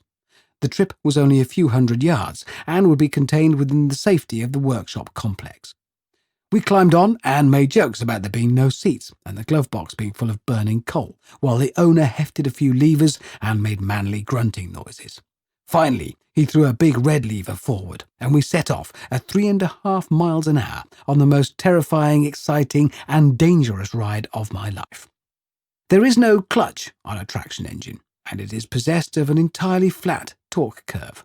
That is to say, it releases all of its considerable power in one single and unstoppable dollop of twisting force that drives it from 0 to full speed with the immediacy of a falling piano hitting the ground. Okay, so that full speed is only 3.5 miles an hour, but the steaming beast then settles into motion at that pace with the inexorable, unstoppable might of tectonic plate movement. Nothing, it seems, would stop it. Not buildings, not roads, not entire towns would hinder its fearsome, plodding progress. Having very, very nearly flown off the back of the footplate with the initial lurch of it setting off, and then only avoided rebounding forwards into the lethal grinding horror of the road wheels in front of me by grabbing hold of a metal bracket protruding from the steam boiler that turned out to be hotter than the sun and burned all the skin off my palm, I managed to find my feet with a little more security and stare ahead down the top of the boiler, through the clouds of scalding steam and the nightmarish whirl of valves, shafts and flywheels. With no tyres between the metal wheels and the road below, the ride was shocking as the full 10 tons of the machine pressed down through the reverberating rims onto metal ridges designed to help the tractor find grip across rough fields, and guaranteed to reduce roads to rippled ruination. "She narf boggles the fucking windflop, I'd say," screamed the owner over the racket of the wheels, the engine, the valves and the pistons. Yeah, she does," I screamed back, deaf, terrified, and feeling the blisters grow on my burned palm. "You mad bastard," I added, pointlessly under my breath. The owner-driver stood on the centre of the footplate, hauling on levers, wiping things with his oily rag, spinning the red steering wheel by a handle fixed to its edge, and grinning through the steam like the devil himself. I stood to one side, trying to anticipate the lurches of the machine, the better to avoid falling into the blender in front of me. On the other side of the footplate, shadowed by the bulk of the owner-driver, I caught the pale, terrified face of my interviewee. I tried to smile at him, but it came out weak, watery, and unconvincing. The noise seemed to rise to a crescendo. The pistons pushed and pulled as the wheels ground the surface below into submission, and clouds of angry steam hissed and billowed along the engine's bulging, rivet-pocked flanks. And then the owner was gone. He leapt off the back in pursuit of what I could see on the ground behind was the oil can. It had fallen off the footplate as we rattled across a ridge in the car park.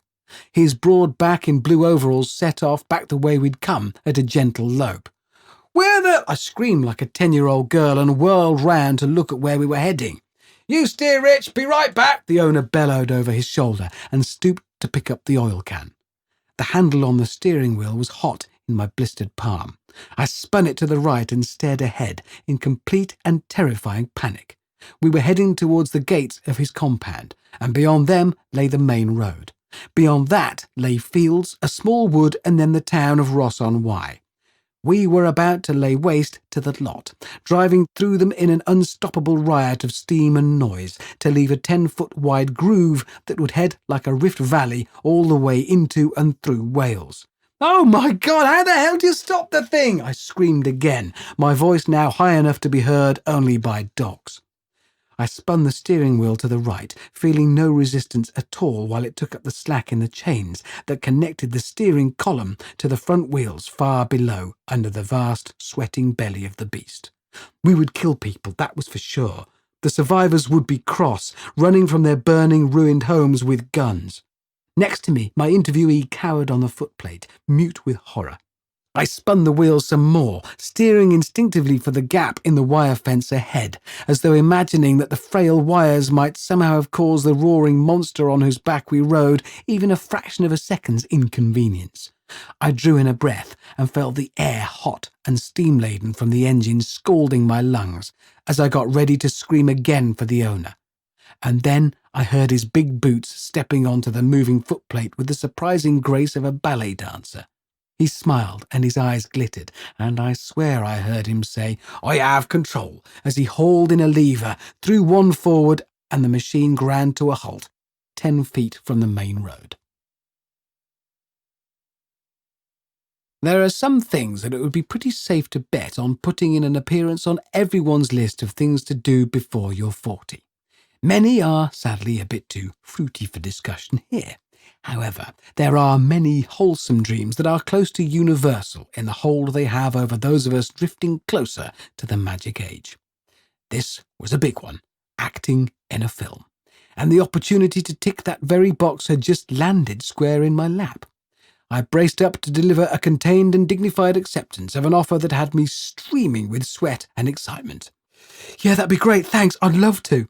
I held the phone away from my ear briefly and bent double, punching the air and mouthing the word "yes" in tones hopefully too hushed for the BBC executive on the other end of the line to hear. The cause of my barely contained outburst was a request from Elaine Patterson to take part in a special one-off short film with the team from the excellent Ashes to Ashes TV drama for the annual BBC Children in Need appeal. What it amounted to was the realisation of a lifelong ambition. I would be taking to the silver screen in a film as an actor. Specifically, I would be starring opposite Phil Glenister, who plays the legendary Gene Hunt, and the rest of the actors in what remains one of my absolute favourite TV programmes, the Cops Coma time travel comedy series Ashes to Ashes. It would be, I should stress, a short film, a very short film, probably a couple of minutes at best, and my role, from what Elaine had outlined to me over the phone, would be to recreate what might perhaps be euphemistically termed my role on Top Gear every week. That is to say, I would be playing myself. I was at least pretty sure that I could carry this one off, probably better than anyone else.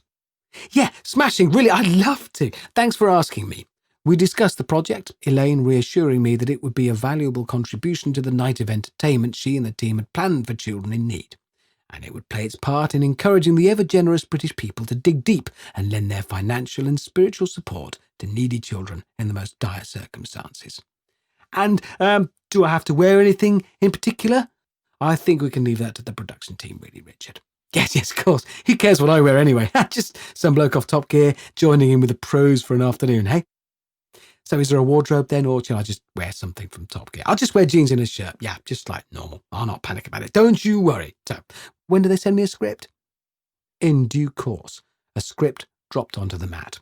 I stood by the front door and looked at it, seeing in my mind's eye a shaft of light slanting down through the windows and playing upon it as a choir sang uplifting chords to signify that this was the start of something of immense importance. I've always wanted to be an actor, and my imagination had perhaps got a little carried away with the significance of my bit part cameo in a short TV sketch for charity. Nevertheless, I scooped up the envelope, ripped it open, and tried to read the contents in the way I felt a real actor might read a script. That is, I tried to see past the words and really dig deep into the narrative to find the truth in my role and the best way of bringing about a connection with the audience. It was tricky, really, because as far as I could see, I had to pretend to be looking at an old Audi, which Phil Glenister, as Gene Hunt, would pretend was his, and he and the gang from the TV show would arrive and pretend to be cross. I would pretend to ask if I could have a go. Philip Glenister, as Gene Hunt, would say yes. I would pretend to have a go, and then drive off with the sexy policewoman played by Keely Hawes, who would pretend to be frightfully enamoured of the idea of going off in the car with me, rather than spending her time with her cronies from the station. This last bit would, of course, require some masterful method acting from Keely, who, while able to carry off the sexy bit with aplomb and a natural ease, might struggle a bit to pretend that she was remotely keen to slip into a rusty saloon car with a short bloke from a car show she had probably never seen.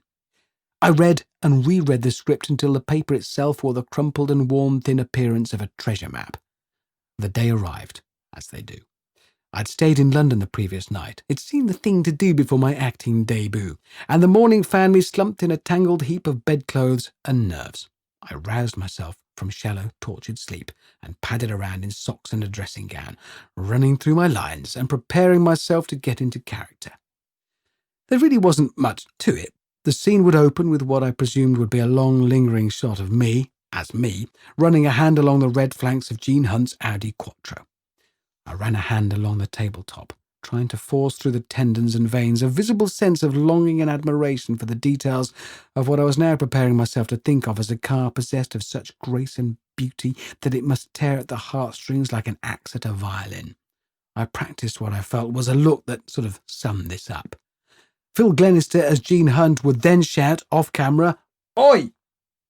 I prepared myself for this, readying my head to snap up sharply in surprise. I practiced raising an eyebrow to accentuate the effect. Thinking that I had best be sure of the effect of this crucial piece of artifice, I dashed to the bathroom to check it out in the mirror.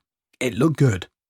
After some practice, I decided that my left eyebrow best expressed the desired combination of surprise and fear, mixed with a twist of indignation at being interrupted, though I readied myself to deploy the right one if camera angles or lighting directors demanded it. I returned to the table and smoothed the crumpled script. And now, having heard Gene Hunt's exclamation and raised an eyebrow, it was time for my first line. With left eyebrow raised to maximum angle and head twisted up and to the left, I breathed and then went for it, speaking my line into the hushed silence of my flat as sincerely as though to a crammed and expectant auditorium at the Royal Shakespeare in Stratford. "Sorry?" It sounded wrong. I took the question out of it and tried it again. "Sorry."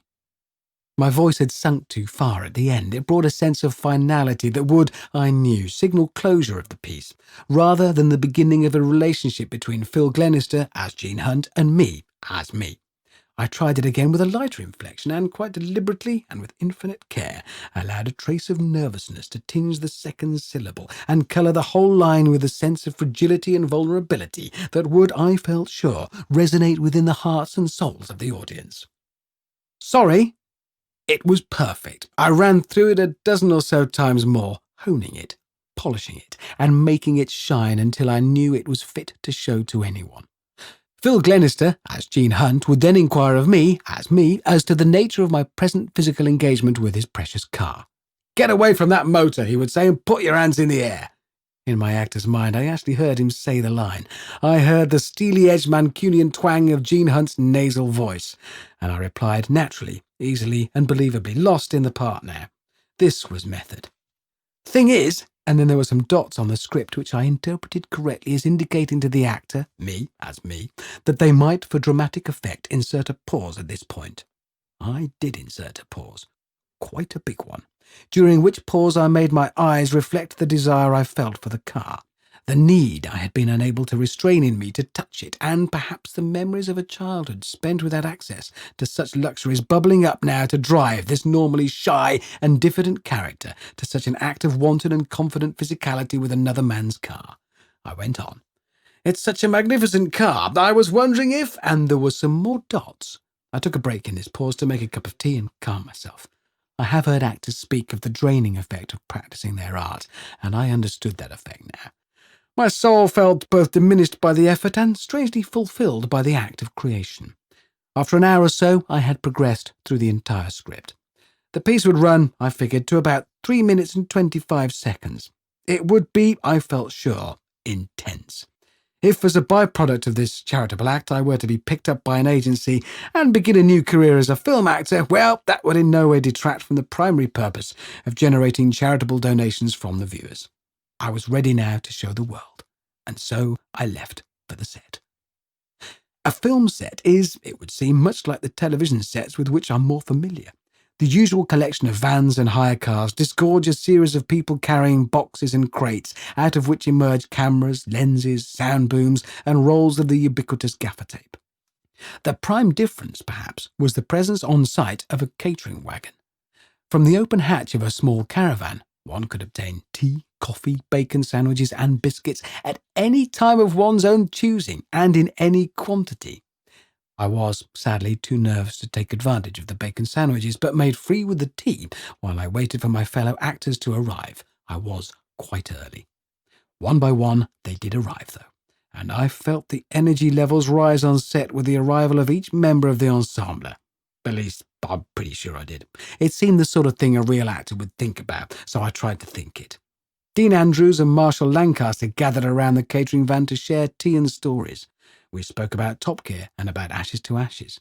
Eventually, I felt another burst of energy, which could only mean one thing. Well, it could always have been indigestion, of course, but more likely it meant that Phil Glenister was here. A rangy, energetic man, brimming with contained energy, he strode through the group, suppressing his personality and keeping himself small and quiet, conserving energy, perhaps, for the acting to come. "You all right then, Cocker?" He clapped me on the back. I went to speak, but only just stopped myself from blurting out "sorry" and then waiting for Phil Glenister, as Gene Hunt, to say, "Get away from that motor and put your hands in the air." "How's Jezza then? Your show's good these days, isn't it? This lot always watch it." He tilted his head to take in the rest of the group, who variously busied themselves stirring coffee, smiling, or lighting fags. Makeup was applied, lights were set, cameras readied, and in a fine drizzle we gathered around the car, ready to begin our scene. I breathed slowly and tilted my head back to look up past the high brick walls that made up the warehouse complex surrounding the rough-floored parking lot where we were working. The red Audi Quattro was immediately to my left. The director, a smart young bloke with very short hair and fashionably nondescript clothes, brought us all to order. I heard his words in something like a trance, as I readied my entire being for my first steps into the world of acting. And action! The camera assistant had used an actual clapperboard with numbers on it in front of the camera and everything, immediately before the director called for action in clipped, confident tones. And I began. I walked alongside the car, feeling the lens as it followed my hand's adoring path along the car's bonnet. I breathed an audible sigh, the better to accentuate, I thought, the feelings that I, as me, had for this machine that had been so far beyond my reach as a youth, and which now lay materially and viscerally beneath my hand. Without looking up, I was aware of Phil Glenister as Gene Hunt and his crew moving towards me. They would intercept me as I reached the front of the bonnet. I stared fixedly at my hand. I saw the polished shoes of Phil Glenister as Gene Hunt stepped forward, almost touching the car's front bumper. I breathed, one breath, a beginning. And I spoke. "Sorry!" And I snapped my head up, left eyebrow deployed to the absolute maximum. Silence greeted me. And then, "I'm supposed to say oi first, mate." They must have seen the horror in my eyes. They must have seen the despair that followed.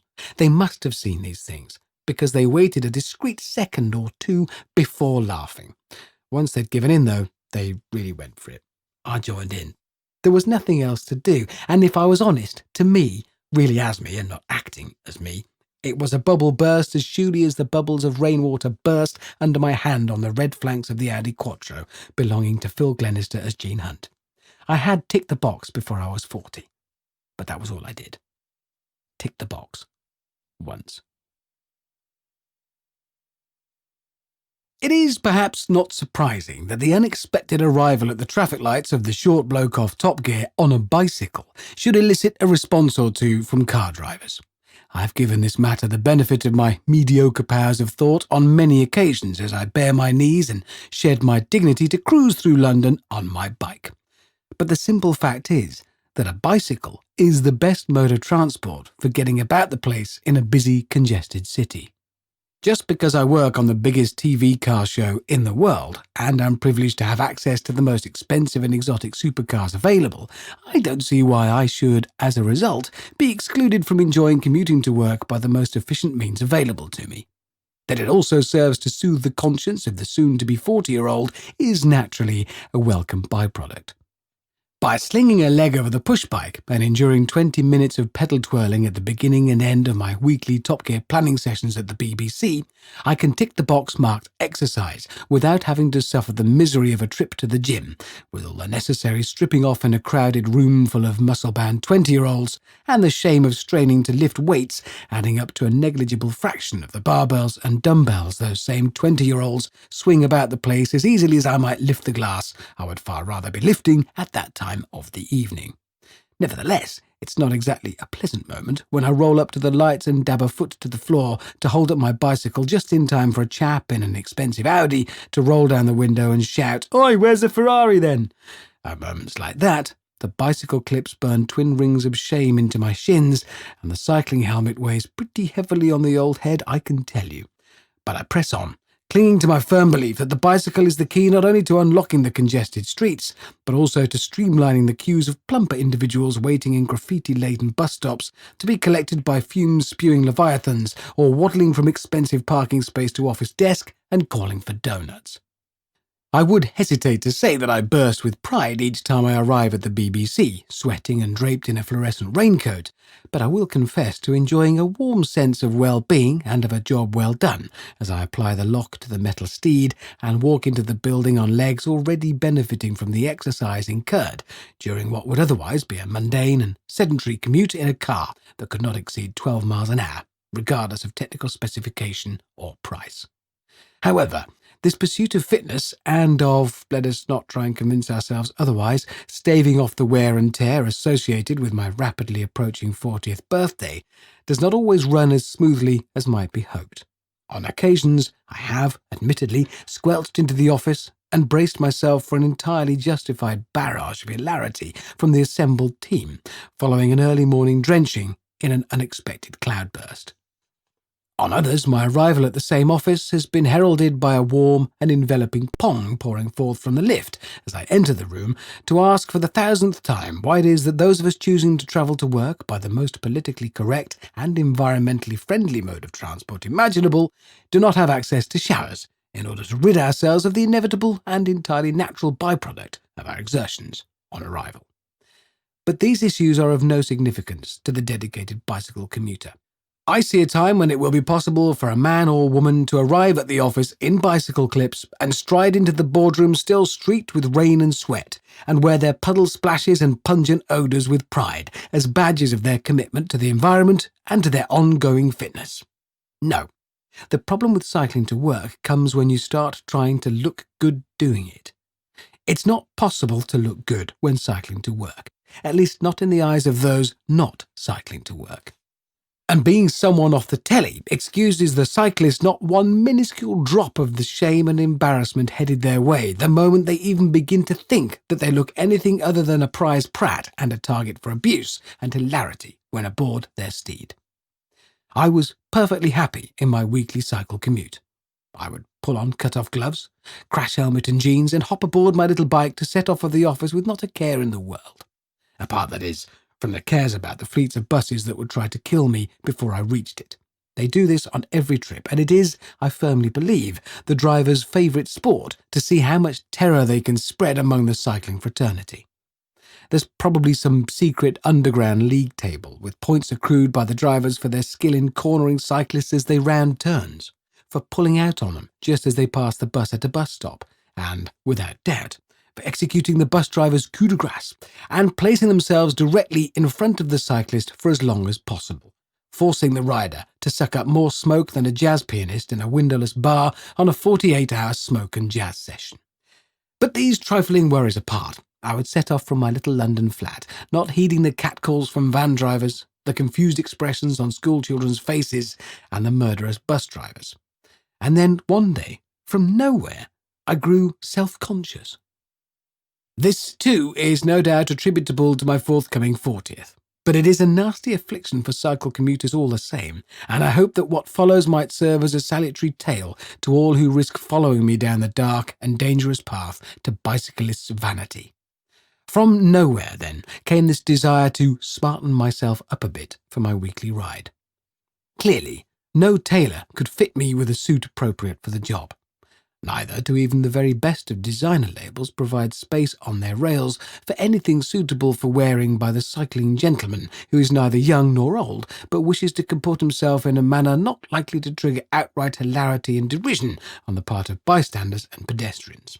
In short, I looked a proper numpty in my habitual outfit of knackered jeans, sweaty t-shirt, Converse trainers and cycling helmet, and I wanted to up my game a bit in the biking fashion stakes. I busied myself seeking clothes that might be acceptable on the busy streets when worn by a 39-year-old bloke keen to blend in among the bright young things whizzing to work at a pace worthy of a slot in the Tour de France, and still looking ready to drop into a nightclub to throw shapes, or into a coffee shop to hold forth on matters philosophical and contemporary. I opted to keep everything toned down. I selected a pair of black shorts, mid-length and made of a technical material of some sort that would, I was assured, allow my knees to sweat if they so chose. They looked not at all bad in the shop. The t-shirt was a trickier one. I rejected tour t-shirts of any sort, reasoning that the choice of band displayed thereon would immediately send a statement out to the world of such authority and finality concerning my age, attitude and social placement that I could not bear to wrestle with the decision. I ordered one from a catalogue that dropped out of a motorcycle magazine. It was inexpensive but seemed well made, was grey and featured a Batman logo on the front.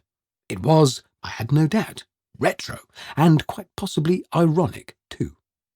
For the feet, I chose a pair of really quite expensive trainers that rose up almost to cover the ankle, and in doing so gave the impression of being technical bits of kit designed to offer just the specialised support and assistance demanded by chaps undertaking feats of physical endurance on a bicycle perhaps beyond the reach of lesser riders, or of those whose age precluded them.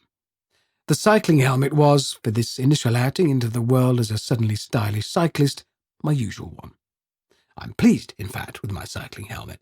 Perhaps not surprisingly, given my recent history with heads and injuries, I am quite fussy on the matter of protective headgear, and I'd already gone to great pains to select and always wear a decent example of the breed. On a dry, grey Tuesday morning, I assembled in the car park wearing the full rig and threw a leg over the bicycle ready to pedal into my new life as a stylish cyclist. It felt good as I made my way to work. And it had a genuinely soothing effect, this newfound confidence in my appearance. I felt calm, confident and assured. I cycled smoothly along the King's Road, turned left and headed for Earl's Court. Apart from one bloke in an air-conditioning firm's van asking if I'd sold the Porsche, and another in a Mercedes SL giving me a funny look, London cared not a jot if Hammond wanted to cycle to work today. I reached the Warwick Road, Kensington High Street junction. This is a big junction, and presents a daunting spread to the visiting cyclist. Buoyed up by my newly burnished confidence in my appearance, though, I rode confidently up to the bollards, marking the borders of the junction. The traffic was dense and stood in 4 columns to my right. It was not a conscious decision, but I must have decided nonetheless that I would try for the old see how long you can go without putting your feet down routine, displayed to great effect by cyclists on a daily basis at junctions just such as this. The weak man or woman will ride up to such a point and resign themselves immediately to the inconvenience of unhooking a foot from the toe clips and dabbing it to the ground to support them while they wait for the lights to change. The next stage up is achieved by the cyclist who, in an opportunistic move reminiscent of carrion crows preying upon whatever they find already dead, will cycle up to the junction, slow to a halt, and then seek out some piece of street furniture against which they might rest a hand, thus removing the tiresome business of unhooking a foot from the pedal to support themselves, until the light turns green and then fiddling about to reinsert foot in toe clip on departure. The final category, though, is that occupied by the bravest and, I must admit, most skilled of city cyclists. These are the players who cycle boldly to the front of the queue and then, apparently using magic, or perhaps by dint of being in possession of gyroscopic ankles, manage to stand in the saddle and keep the bike upright at a standstill until the lights signal green, at which point, with feet still locked onto the pedals, they power away and leave the rest of the two-wheeled pack trailing dismally in their wake in a flurry of toe-clip fastening and gear selection. It can provide a magnificent spectacle when well executed, and I decided, for reasons still not entirely clear to me, that this morning was my moment to step into the limelight at the head of the queue and dazzle London's commuters with a display of my own. There's a small patch of tarmac reserved at the foot of the lights for cyclists. The purpose of this is clearly indicated by the painting across this stretch of a bicycle. This simple hieroglyphic still lacks sufficient clarity to keep some of London's van-hefting population from parking in the middle of it, but I was pleased on this of all mornings to find the patch of tarmac free of vans and, apart from one lowly example on a mountain bike and wearing jeans and a suit jacket, of cyclists. I entered the hallowed zone gingerly, for this stretch of reserved tarmac is that most likely to be frequented by one of London's talented young bicycle hoverers. I kept my speed as low as I felt prudent, still making for the empty space in a confident manner, but anxious to spend as much of the red light period of the traffic light sequence moving rather than in my first ever hover. As the rear wheel broached the borders of the patch reserved for bicycles, I looked up at the traffic lights. They remained resolutely red, and from the rush of traffic running perpendicular to my own path, I figured would stay red for some time yet. I would have to hover. I raised myself up off the seat. I'd never tried this, but I had watched in fascination as it was done, and felt sure that I had the imagination and visualization skills needed to feel my way through the exercise, based only on my visual assessment of it. Turning the bars is the key. I turned them firmly and smoothly, applying a little pedal pressure, easing back on the brakes to hold the forward motion and turning the bars a little to counter any lean as soon as it started. And it worked. I kept the bike, if not at a stationary hover, then advancing at a rate of about a foot an hour. I risked another look up to the lights, adopting the same impatient posture I've seen displayed by the cyclists I'd previously admired, carrying out exactly the manoeuvre I was now performing, in front of a crammed stream of waiting traffic at the lights leading across the busy Kensington High Street. As I eased the bike forwards another inch and felt the resistance through the brake lever, the lights changed to green and the onward rush began. With both feet already locked onto the pedals and the correct gear pre-selected in my hovering manoeuvre, I was ready to go instantly and hit the power in order to stay ahead of the thunderous charge now gathering pace behind me. I knew that I would have to give way from the centre of the road where I now rode, and I began a slow drift across to the left. Barely 2 meters across Kensington High Street, though, a problem presented itself, and it seemed like a large and insurmountable one. I could pedal no further, and the bicycle free-wheeled to a halt. My right leg moved out from the pedal and tried to counterbalance a terminal lean to the left. Instinctively, I threw my left leg out to stop me from falling, but my left foot would not come away from the pedal. The lean to the left was increasing now, and it was inevitable that I would fall. And I did. Without moving my left foot off the pedal, I fell to the left, hitting the road with my shoulder, my knee, and soon after, my pelvis. My left foot was still clamped to the pedal. Strangely, even though it wasn't welded to the bars in the manner that my left foot had suddenly become welded to the pedal, I didn't so much as lift my left hand from the grip to save my fall. With my left foot still stuck to the pedal and now the entire assembly jammed under the stricken bicycle and kept there by my own body weight, I couldn't stand up, and so I sort of squirmed and wriggled across the road to the gutter, with the bike still jammed between my legs. There was a lot of hooting and shouting. A man on a bicycle said something that was indistinct, but in a tone that was enough to inform me was quite rude. With no alternative, I reached down to my left foot, my hand running between the crossbar and down tube of the bike's frame, trying to investigate this sudden fixing of my left foot. Very quickly, I discovered what had happened. During my hovering manoeuvre, perhaps, the lace of my fashionably technical shoe had come undone and fallen into the rat trap of the pedal, and had then wrapped itself around the spindle of the pedal. After just 2 or 3 rotations of the crank, the lace had wound itself as tight as it could go, and the system had jammed. My foot was effectively tied to the pedal and unable to go forwards any more, and I had fallen off. The T-shirt was a great hit at the office. The shoes have gone in the bin, and I cycle to work still, but wearing jeans, ordinary trainers, bicycle clips, a helmet, and a Batman T-shirt. And I've learned to ignore what people say. It was one of those important moments, an instant drenched in significance and meaning, when the question changed. By the question, I mean the one asked of me on first meeting anyone, anywhere, anytime. Traditionally, and of course not surprisingly, this has been, so what's the best car you've ever driven? The question might be asked by a confident young lad in a lift, a charming old man in a barber's shop, or, and this has happened, a slightly too familiar dentist looming at me in the chair with a pair of pliers and wearing a face mask. I'd grown rather fond of the question.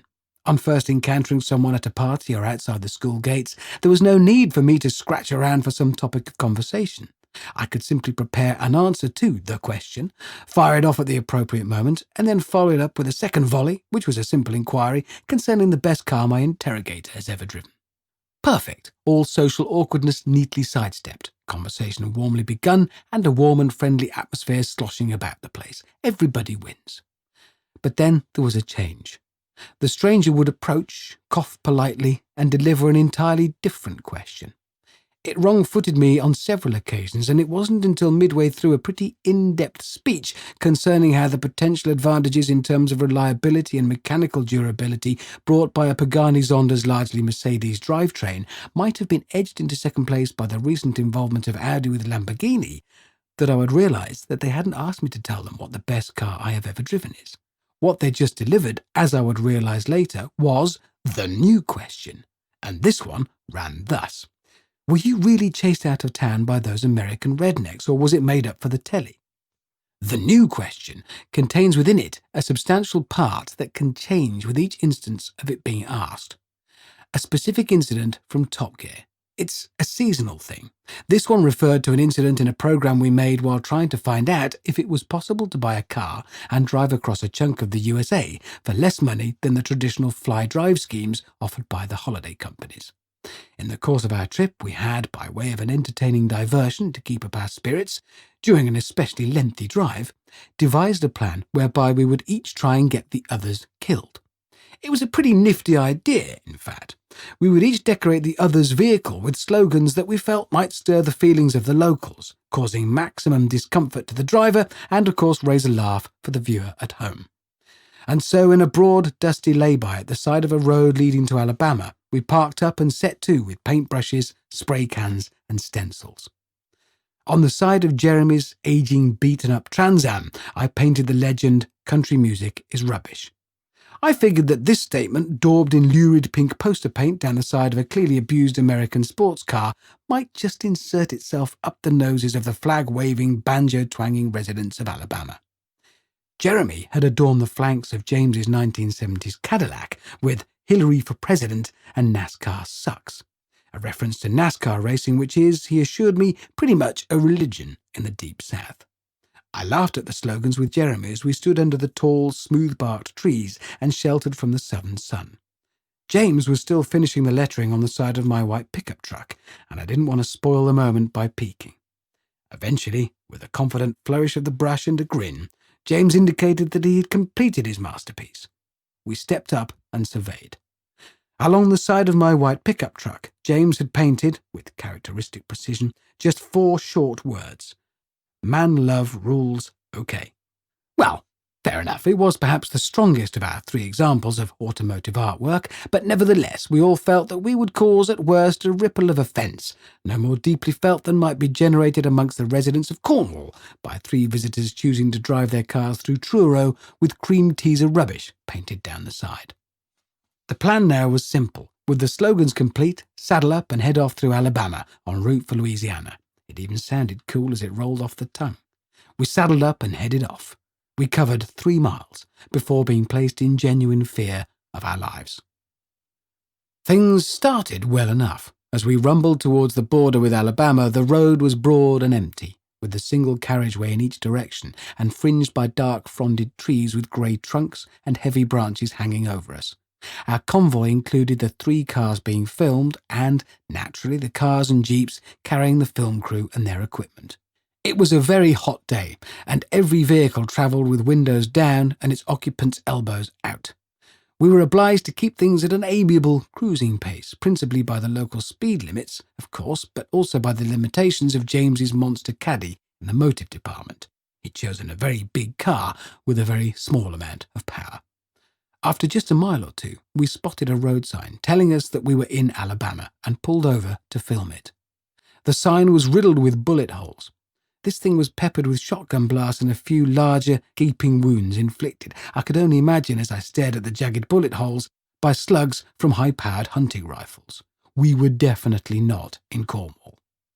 The cicadas turned up their frantic chirping in the dense woodland beyond the verges, and we sloped back to our vehicles in silence, scuffing our boots across the dusty verge.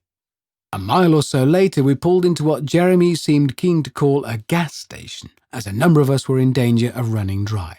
James, Jeremy and I pulled up in front of 3 rusty fuel pumps on the forecourt, and heaved our sweating bodies out of our cars and into the merciless heat, grateful at least for some shade under the forecourt canopy. The crew cars pulled up in a line to one side of us, and I saw doors opening slowly as the guys weighed up the desirability of a can of cold Coke bought from the kiosk against the misery of a hot trudge under the sun's furnace to get it. Nothing could move quickly on a day like this. Nothing.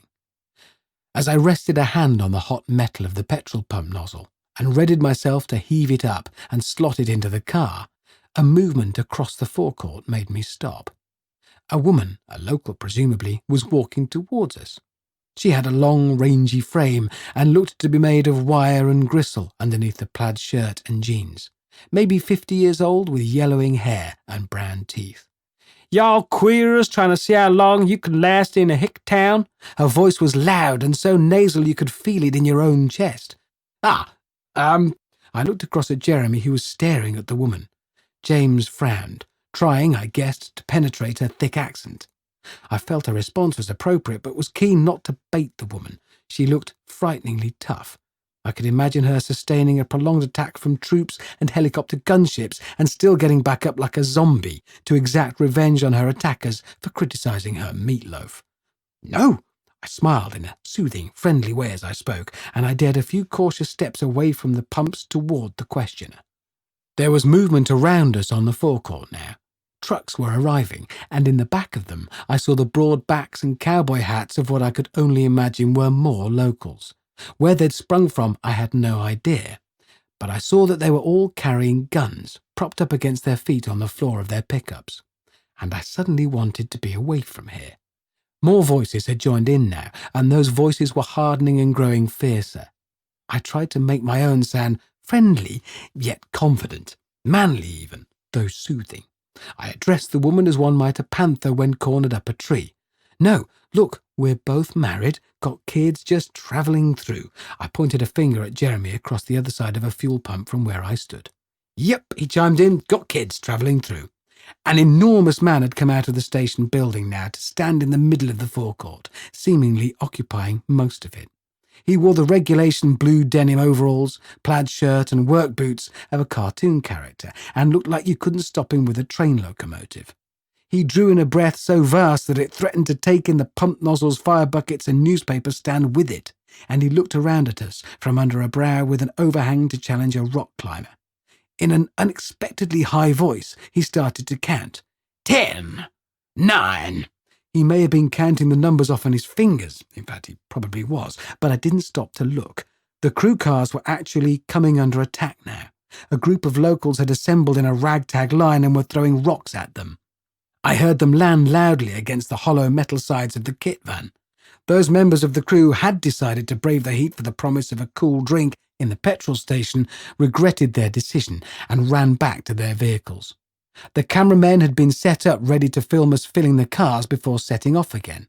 Instead, they were transformed suddenly into war correspondents, filming now while the gang of locals threw rocks at them.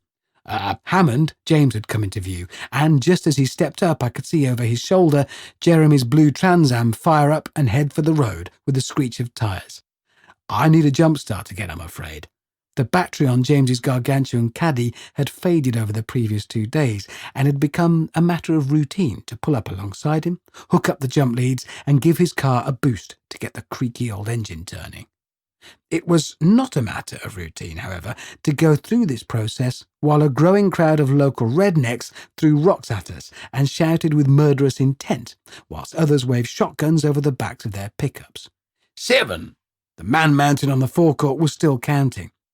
It was taking a while. I suspect he may have been operating at the very limit of his abilities as he did so, but something about his dull, heavy tones suggested that when he did make it back from 10 down to 0, something pretty awful would happen. Shit, not now! But there was no choice. Right, you get ready, I'm coming over. The caddy was about 20 metres away across the forecourt, and James ran back to it. By the time he'd reached it, got in and pulled the bonnet release, I was parked alongside. 5. The counter was still going slowly, still struggling with the number sequence, but I didn't have time to think about what happened at 0.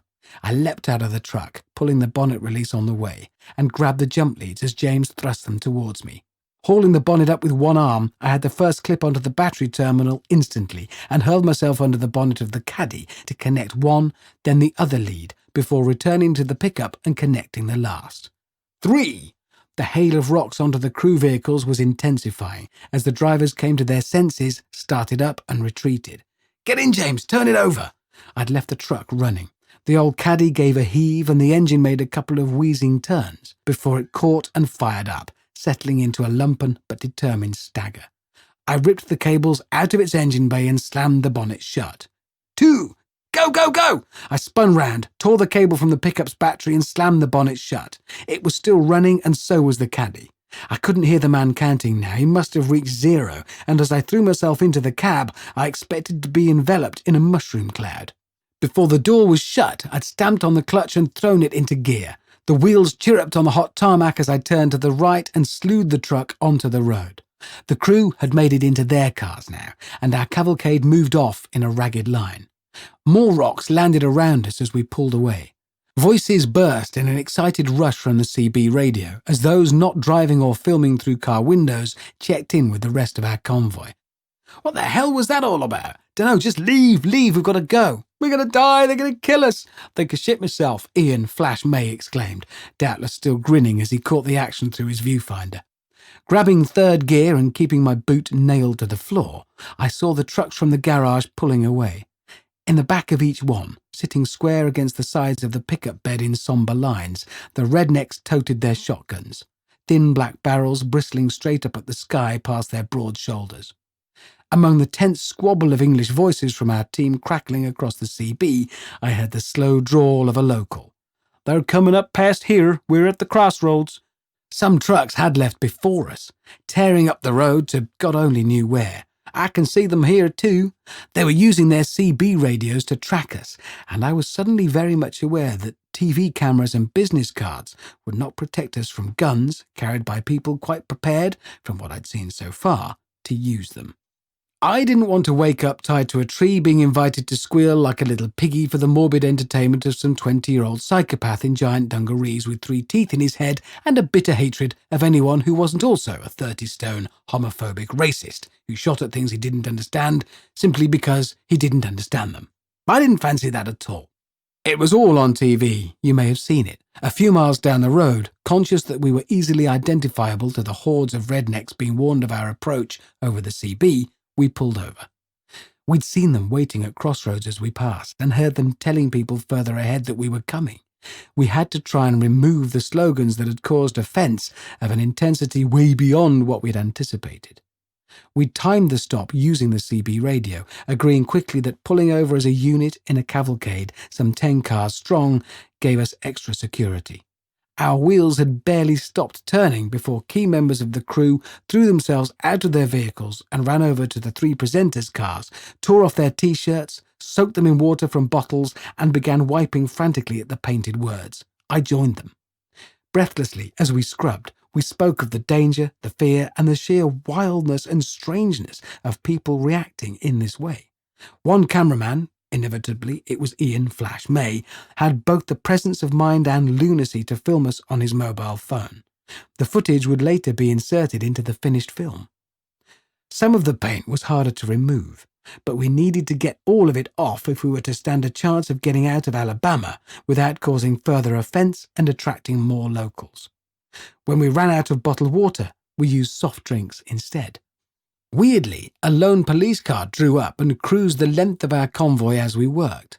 It didn't stop, and we peered through the dark windows to see who was rolling past for a slow-speed inspection of these half-naked strangers wiping frantically at the dusty flanks of their cars. The presence of the police car did nothing to dispel the fear that now tugged at every one of us. The fear slowly subsided as we drove out of Alabama, but we kept going, and years later, the new question is still asked of me. Did that really happen in America at the petrol station, or did you make it up for the telly? Well, yes, it really happened. Ask anyone who was there. Of course, the whole point of the new question is that it can take many forms. Did you really cross the channel in a pickup truck, or did you make it all up for the telly? Answer, yes, we did. It was a very long way, and people were quite surprised on the beach when we arrived in a truck. Did James really strip off to drive that Aston on the way to the Stelvio Pass? Yeah, unfortunately, he did. Not an agreeable memory, but I feel nevertheless obliged to report faithfully and honestly, even if it means the odd trip into dim corners of my mind that are best left to fester undisturbed. And I really don't mind the new question. After all, if people feel compelled to question whether some event was real, then it follows that they must be at least slightly impressed. I would say, in fact, that I prefer the new question to the old one. But there was a period during which it became fashionable to ask me, did you really beat the other 2 in that race across London when they were on a speedboat and in a car and you were on a bicycle, or did you just make it up? I developed an instinctive flinch and learned to clench my jaw before answering.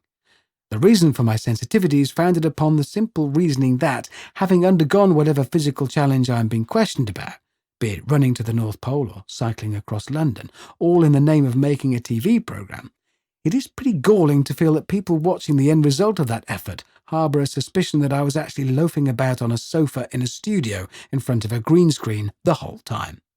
Of course, there is a further complication. When the feat concerned is one requiring physical endurance, fitness and toughness, it immediately crashes into the tangled and treacherous territory of my approach to 40. Chap becomes a bit squeamish and jumpy about the idea that he might not be up to some physical challenge or other as he nears middle age, and so when I'm asked if I really did win the race on a bicycle against a speedboat and a car, I'll admit to experiencing a strong urge to respond to the question by asking, what? Don't think I'm up to it? Too old? Past it? I don't give voice to this urge, obviously, but I think it every time. We'd set out to prove what I guess we all kind of suspected all along anyway, that the fastest mode of transport across London, and indeed pretty much any city, is the bicycle. The race would start at Kew Bridge and take us through London by whatever route was most appropriate to our respective forms of transport, and on to the finish at London's City Airport. It was a distance, for me anyway, of some 20 miles. Easy to achieve, though in my case, certainly tricky to do so stylishly. When the word was given and we started the race, James sauntered off to his comfortable, spacious Mercedes, Jeremy trotted down to the river to climb into a speedboat powerful enough to tow all the bridges of London into one big heap at the end, and I threw a skinny white leg over the bicycle and wobbled off into town looking like an underfed pizza delivery boy. I won. It was on the telly, you may have seen it, pedalling furiously up the final stretches before throwing the bike into the racks and hobbling into the airport concourse, a sweaty but victorious mess. My elation was somewhat diminished when I learned that we would now, having completed and filmed a real-time run of the race in order to establish the genuine result, be obliged to go back over the route and pick up any shots that had been impossible to get under race conditions. As I leaned on the counter of the coffee shop and sucked up a third glass of water, I asked the director for clarification on this point. What it amounted to, as far as I could make out over the blood pulsing through my ears like thunder, was that I would now ride the route again, only this time for another set of cameras that would be waiting at various points along the way. I rode the route again, recreating the sections that would have been impossible to film the first time without interrupting the race and contaminating the results. Once again, I pumped furiously along the roads leading to the airport and arrived at the doors with legs throbbing so hard I expect bystanders could hear them. I handed the bike to a technician who busied himself checking the onboard cameras and recording units strapped to its spindly frame, while I hauled my own spindly frame back up to the airport lounge, where I called for a trough of water to drink and another, and another. A short while later, the technician appeared next to me at the counter. He had the nervous air of a man about to pop his head in a tiger's mouth for a bet. Now, you okay? I dipped the glass briefly to inform him that yes, I was okay. There was a pause, during which I sucked up another pint of water. The technician watched with haunted eyes. Then he swelled his small chest with a mighty breath and blurted out, "The tapes didn't work." I turned over, in my mind, various barbed comments, rejecting them all in favour of a far more direct and immediate response. "Sorry, you what?" "The tapes didn't work, not for all of it, problem with the heads. And the funny thing is, well, not funny obviously, but the thing is, they didn't work for that last bit on the first one either. I've fixed it now though, but I'll have to do it again." "Well, only the last bit." "The last bit?" "Yeah, just from the roundabout at the bottom of the hill." "At the bottom of the hill?" "Yeah, from there." "The hill up to the airport?" "Yeah, that." The hill. We were in danger of being stuck in an eternal exchange. I hobbled off mutely, found the bike, strained to persuade shrinking tendons and cramping muscles into once more repeating the final few miles of the run, confident that this time the cameras would be running and capture my ruddy face during the moments of exquisite pain and exertion. And so, in response to what was for a while the fashionable version of the new question, yes, I did ride the bike across London, and yes, I did win. Oh, and if you are wondering about the answer to the question that preceded the new question, the best car I've ever driven is my worthless old Land Rover, across a field with 2 dogs, my daughters and my wife in it, all heading for a picnic and a lazy afternoon.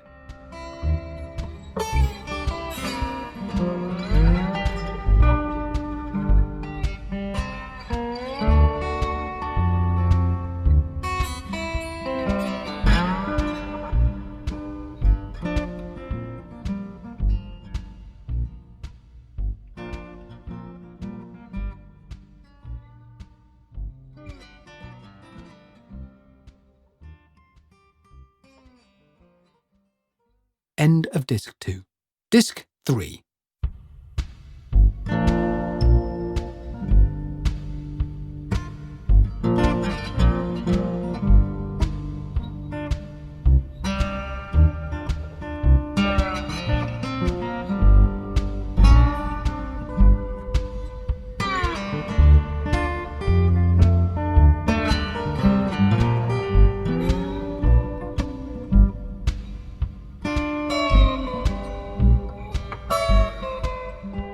In just a week's time, I'd be setting off for a month-long trip around the world. This was it, the Top Gear Live World Tour. Having performed it in London and Birmingham and Johannesburg, the only danger came from all of us, drivers, presenters, stuntmen, dancers and stage crew, growing complacent and forgetting the obvious things. A world tour with a massive stage show and get paid for it. It had indeed seemed like a great idea at the time. but it seemed like a bloody terrible one right now as I contemplated leaving home and Mindy and our girls for a full month. Whenever I've got a big trip coming up, we turn up the wick on family stuff for a week or so before I go. So as part of this agenda, I had arranged to go horse riding with Mindy. Of course, I would need a horse, having sold mine a few years back because I was never there to ride it. I made great claims at the time that this was because it's cruel to keep but not ride a horse and that they soon get out of condition. I'd owned the horse for over a year and only ridden it twice. This, I claimed, would make him unhappy, so he must be rehoused with someone better able to keep him content. Secretly, this was actually because I'd worked out what the thing cost me per mile and realised it would be cheaper to run a Ferrari. Interestingly, I did subsequently buy a Ferrari, an elderly 550 Maranello, and no, it wasn't cheaper to run than the horse, not by a very, very long way. And so now, horseless but keen to share with Mindy a lifelong passion of hers before I departed on my tour, we made an appointment at a local equestrian place to borrow a horse and ride out on it at the weekend. I'd need to try it first, so we set off to the stables, helmets at the ready. We didn't go in the Ferrari, incidentally. It was broken. It always is. We went instead in Mindy's Land Rover, which never breaks down, because in order for something to break down, it first has to function properly. On arriving at the stables, we were met by a pleasant horsey gent wearing an appropriate flat cap and tweed jacket. He went to fetch the beast while Mindy and I tooled up and made ready to test it out. The pleasant horsey chap returned, dragging behind him a lead rope, attached to the end of which was an old blanket and some kitchen chairs. On closer inspection, this turned out to be the horse I was there to test, which turned out to answer to the name of Thomas. Well, I say answer to the name of.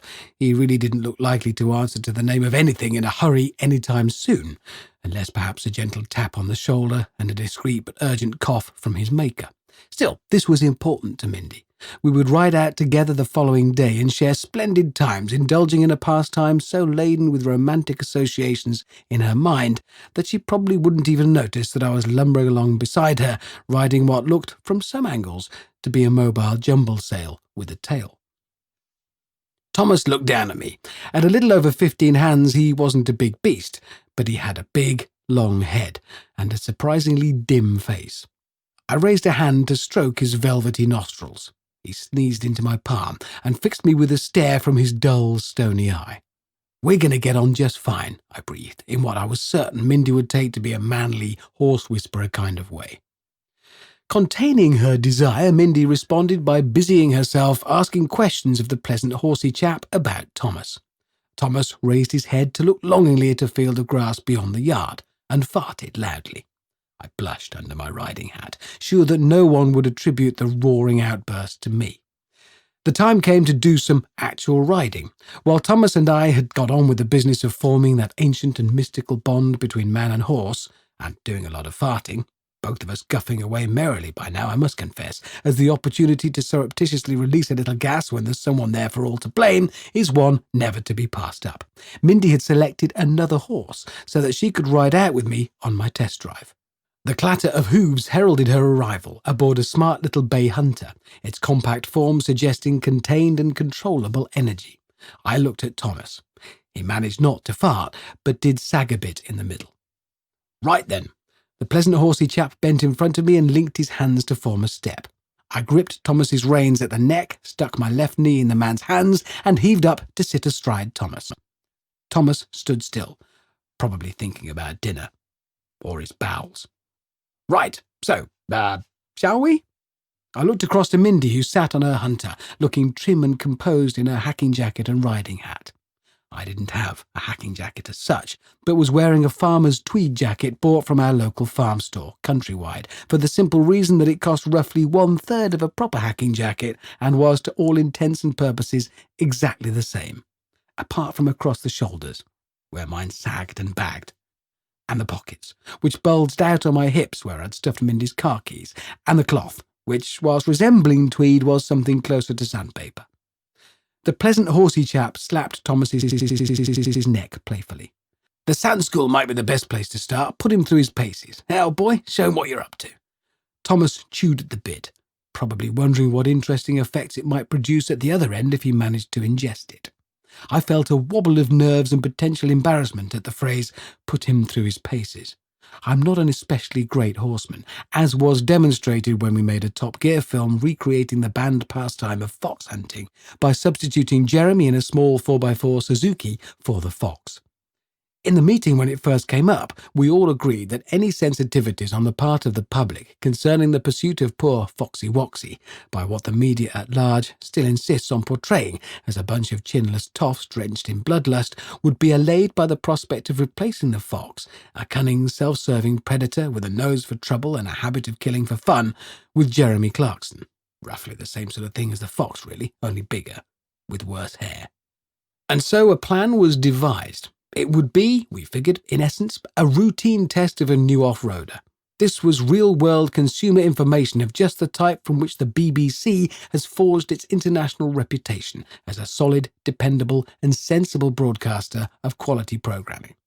So, Jeremy would set off across the fields in the Suzuki, laying a scent trail for the hounds, and the hunt would pursue him on horseback. This would give us, as journalists and car experts, the chance to assess the new off-roader's abilities across fields and critically whilst being pursued by many dogs. Of course, it called for someone from the team to ride a horse with the hunt to show the other side of the story. That job inevitably fell to me. The thing is, I may have exaggerated a little when I'd spoken in the past about my horse-riding ability, insomuch as I may possibly have led other members of the team to believe that I could. Ride, that is. My approach to equestrianism can perhaps best be described as trying hard not to fall off. In fact, at the time, the Top Gear team rather called my bluff by inviting me to ride with the Ledbury Hunt on television. The hunt met, joined by our TV crew, at a farm on an appropriately damp, chilly morning. The fields lay muddy, and, to my eyes at least, sinister on all sides, bordered by lethal hedges and fences, over which I would shortly be trying to jump the horse that the production team had, with Mindy's help, arranged for me to borrow. It was called Harry, and he looked like a collapsed tent, a really big collapsed tent. After some initial difficulty getting on board, things got worse. The hunt traditionally gathers in one place and sort of stands around, its members mounted on their horses, talking about the day, the weather, their hopes for the ride to come, and their feelings about their steed. On this particular morning, they may have found this relaxing and comforting element of their hunting ritual slightly harder to enjoy, with Harry and me blundering about among them. There was something wrong with his handbrake. Every other horse stood patiently, flanks gleaming, nostrils flaring, withering, its tack shining and its rider perched on top, taking big swigs from the stirrup cup and chatting with a neighbour about previous escapades in the field. Harry refused to stand still and shifted about constantly, taking a few steps to the left, crashing into a big chestnut hunter carrying a man with a moustache.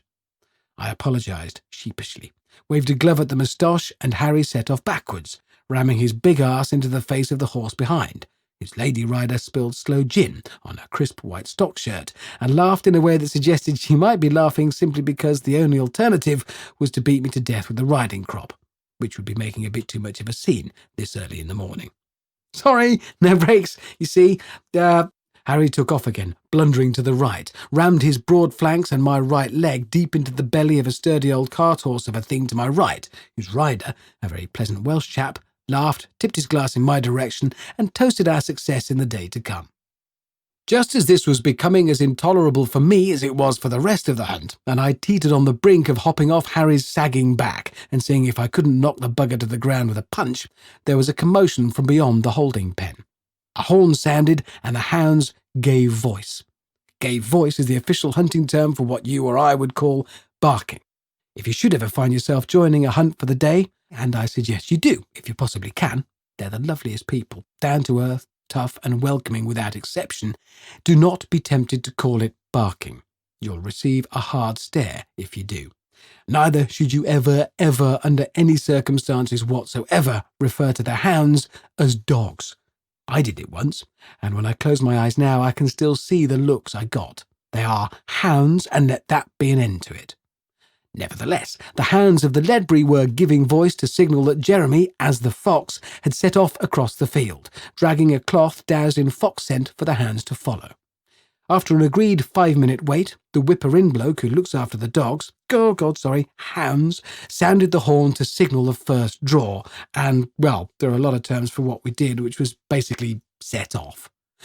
In the course of making our film, I had never fallen off. It looked pretty bloody likely on occasion, and I'm really not certain I could ever explain quite how I hadn't fallen off following some of my clumsier and less elegant bouts of arm-flailing, boot-waving, horseback panic, but nevertheless, I've always stayed on, and have what is termed, I believe, in proper hunting circles, a good seat. Indeed, in coarser, less proper horse-riding circles, the same quality is given the epithet a sticky bum. But given that I suspect the same phrase is used rather more often and for quite different reasons in veterinary and nursery nurse circles, I've always stuck with a good seat. The sand school was flanked by elderly wood-built stables and barns and bordered, as is traditional, by half-round wooden rail fencing. The wood was bleached with age and blended with the biscuit colour of the soft sand beneath it to create a gentle country scene fit for a biscuit tin lid. "Well, if they don't move their fat asses out of the way, how can I get into the school at all?" I hissed at Mindy as she waited patiently at the gate to the school, hands resting at the pommel, reins draped casually between them. We were waiting for 2 ladies on horseback to clear the gate so that we could walk in and begin in earnest my road test of Thomas. If he worked out okay, I would borrow him the following day for a romantic ride out with Mindy. We might even take a picnic and tie the horses up by an idyllic stream for an hour or 2. The sturdy ladies cleared the sand school and the gate lay open in front of us. Mindy kicked on in front of me and I tapped Thomas with my heels, urging him through the gate and on to the welcoming sand beyond. Maybe he didn't fancy it. Maybe he was troubled by some further complication of his unfathomably busy intestinal system. Or maybe he just didn't like me. Whatever the cause, the ensuing accident was prefaced and indeed signalled by him looking up quickly. There was no sudden noise to startle him. No barking dog, backfiring car, or squealing child. I could see or hear nothing that might startle a horse at home in its familiar surroundings. The tree in the field to our right merely stood there, being a tree. The fence carried on with being a fence, and the barn concentrated all of its effort on being a barn and remaining perfectly still.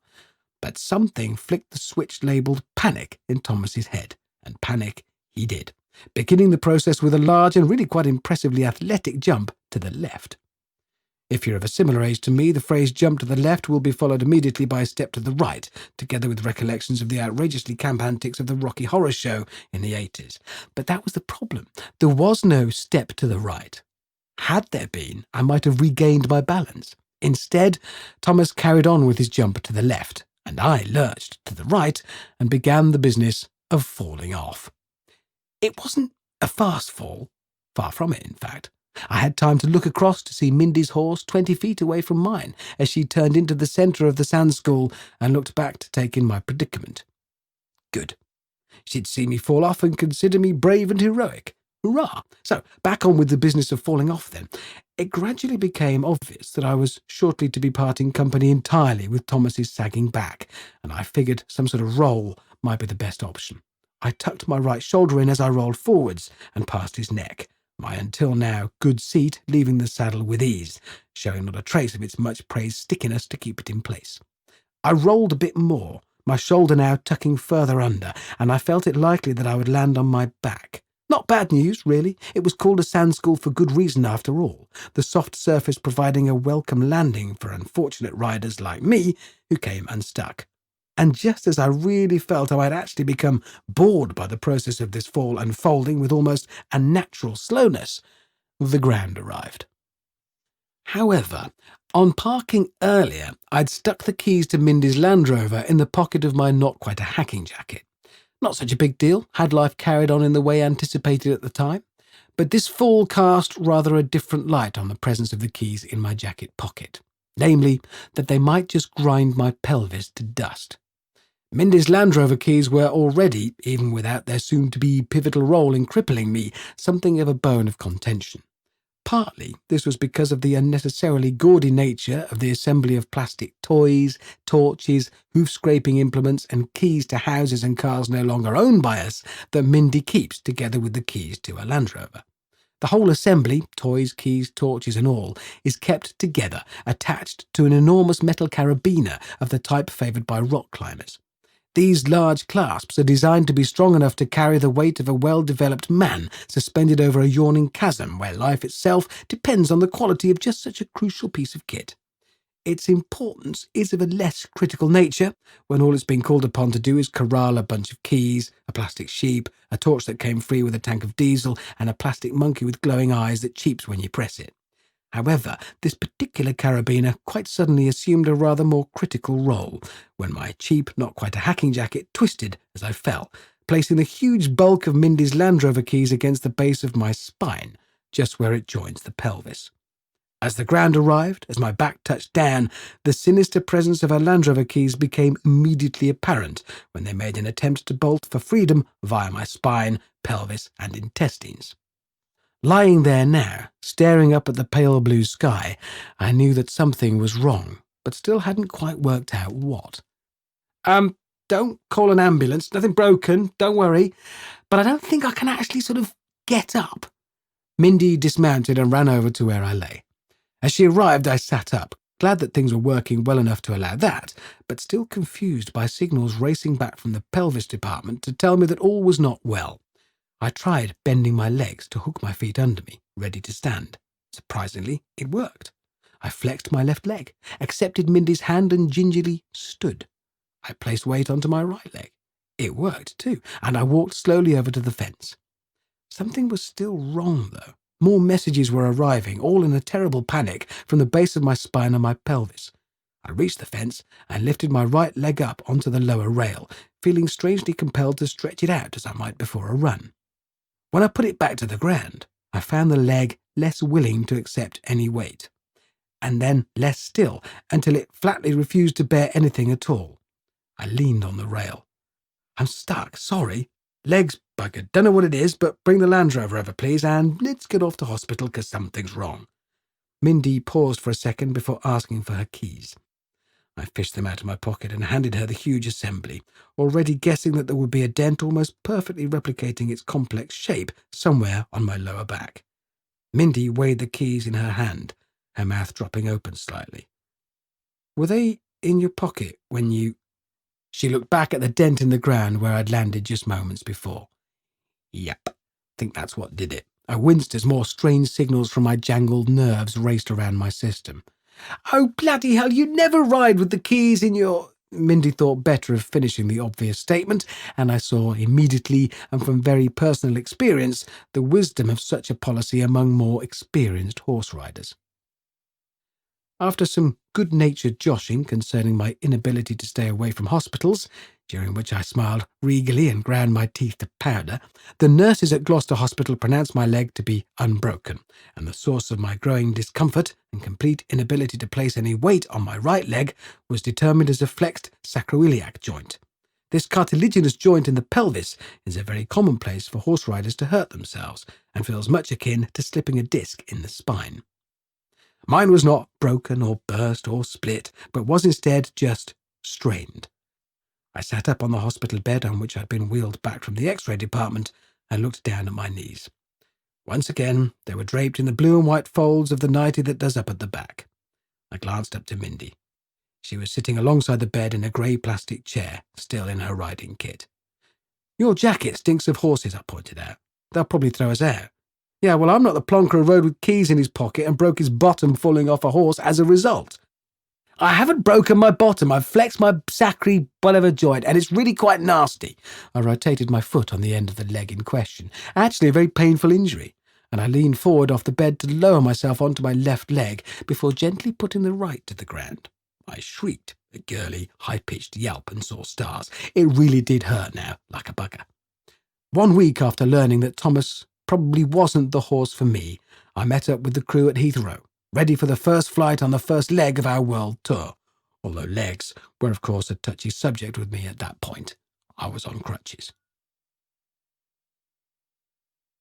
Looking out of the Rain Street window of the massive Sikorsky helicopter, I watched the grey rectangle of the ship's deck like a roof slate a few hundred feet below us, toiling through the North Sea. The ship was HMS Illustrious, an aircraft carrier, and when I set foot on deck, in about 10 minutes, it would be the realization of a long-held ambition. This was something I'd always wanted to do. I may in fact have written to Jimmy Savile on the subject many years before, although this doesn't necessarily mark it out as an entirely unique ambition, because I also wrote to Sir Jimmy asking if he might possibly arrange for me to drive a long-wheelbase Land Rover. He never did, which always struck me as rather mean, given that he facilitated the dreams of a far more ambitious nature for fleets of young people on a weekly basis. I've gone on about this before, I know, but deep in the Hammond breast it still rankles. Every weekend I would watch as some dough-faced young ballet dancer pranced out onto the stage with the Royal Ballet, or some jug-eared young hooligan landed a fighter jet and wrestled with the actual Batman. All Sir Jimmy had to do to bring about the realisation of the dream that tugged at the imagination of this young boy was call up the factory in Lode Lane, ask to borrow a demonstrator, and slot the young stripling into it for 5 minutes to tootle about on some deserted airfield, with no innocent bystanders or items of street furniture put at risk. He could have set that one up in his tea break, but no, he chose to let me down, and I had to watch as my dreams were dashed against the treacherous rocks of the TV ratings war. And sadly, Sir Jimmy never fixed it for me to walk on the deck of an aircraft carrier either. But no matter, because 30 years later, as I stepped out of the helicopter and lowered a shoe, my dream came true anyway, and I took my first steps onto the vast and slowly rolling deck. The weather was behaving in a manner entirely appropriate for a chap's first visit to one of Her Majesty's warships, and I grinned as the wind whipped needles of rain across my face and tugged at my wax jacket. I was aware that a barber shooting jacket is not standard issue in Royal Navy circles, but I was not in possession of a set of oilskins, and the only alternative I could find while packing the previous night had been a rather lurid green skiing jacket, of a colour ordinarily indicative of a gastric emergency. I tried my best to huddle down into my barber as, around me, the assembled members of Her Majesty's Royal Navy greeted the TV crew and director. I sucked in a lungful or two of the cold, salty air and felt pretty jolly all round. This opportunity to fulfil a childhood dream had come about once again in the course of my work. We were there to spend 4 days on board, filming an episode of Engineering Connections featuring the ship itself. On the brief flight over from Newcastle, I'd pondered how it might feel to walk across the deck of such a vast creature, to feel it rolling beneath my feet. And as the heavy blades of the Sikorsky thrashed above us and chewed up the winter sky, I'd fallen into one of those slightly soulful and hugely self-indulgent states of mind, where one rather tends to mess about with things best left under their respective mental stones, undisturbed. This trip was, I decided, very important to me. It managed, in fact, to bracket 2 distinct and significant parts of my life. But I did warn you I had rather dropped through a hole in the smooth surface of my consciousness and ended up rummaging about in some of the more hopeless and embarrassingly soulful regions beneath. The point was, I'd concluded, after 10 minutes or so of staring gloopily out of the window like a homesick Labrador, that, while it was as a 10-year-old boy that I was first caught up wildly by the idea of these huge and exciting floating cities, I was finally afforded the opportunity to realise my dream of visiting one just as I left behind not only my childhood, but also my young adulthood, and graduated into the realms of what must be regarded, and I sighed like a lovesick teenager as I confessed this to myself, as middle age. I resolved to comport myself with the dignity and statesmanlike behaviour expected of someone approaching his 40th birthday. I would, I decided, apply the lessons I had learned. This was my chance to put it all together. And so, in a poetic and really quite beautiful piece of circularity, I would, in the course of achieving a childhood dream, finally enter adulthood. And then I snapped myself out of this cringeworthy bout of soppy self-indulgence to engage in some manly banter with the bloke operating the winch about whether it would ever be sturdy enough to lower the director down to the deck on account of him being such a fat bastard. And shortly afterwards, we landed. Those 2 words do encompass rather a lot of business, in fact, because the task of landing a helicopter on the deck of a moving ship is an involved and fiddly one.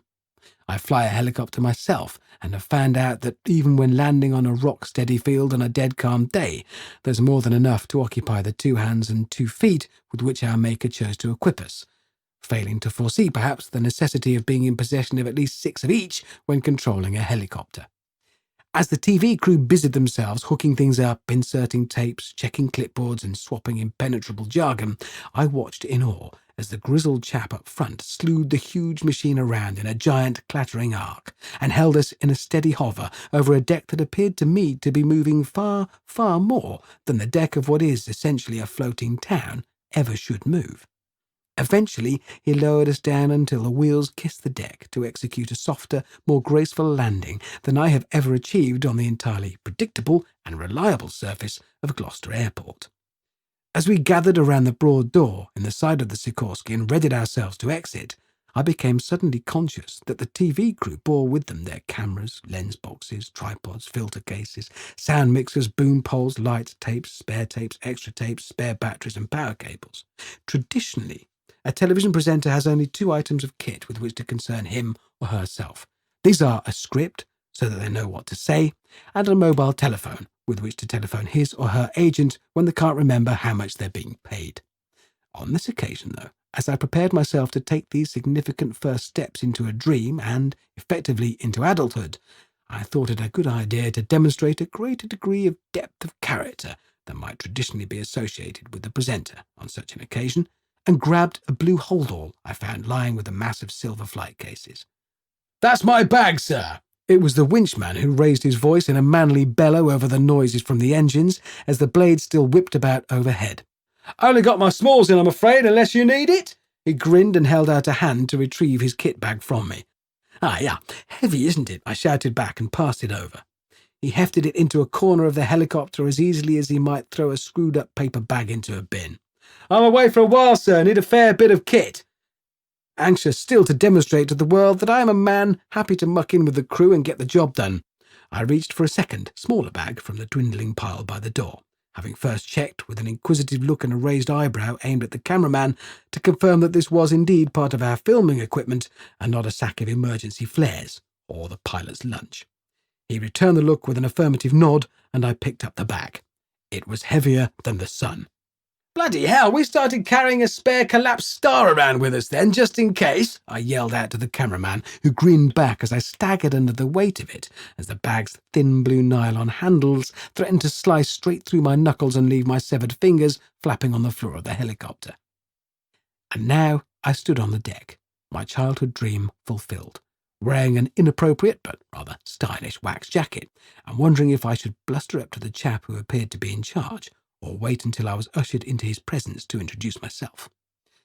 They were likely to be a bit keen on tradition and formality around these parts from what I knew of naval types, and I didn't want to begin my time on board by dropping some almighty social clangor. This, remember, was my chance to really pull together the lessons I'd learned in my approach to 40, and I was keen to behave accordingly. I chose to wait for the introductions and looked about me instead. The deck stretched away in all directions, massive, dull, grey, and oddly menacing. The white markings to guide aircraft and other vehicles created the illusion that this was a road. In fact, it was like standing on a major road junction in the middle of the sea. Naturally, it came to an abrupt end around the edges, and beyond it, I watched the North Sea heave itself about. This was not, we'd been told by the helicopter crew, a big sea, not by any stretch of the imagination, and I was amazed to see how much the deck still rolled and pitched.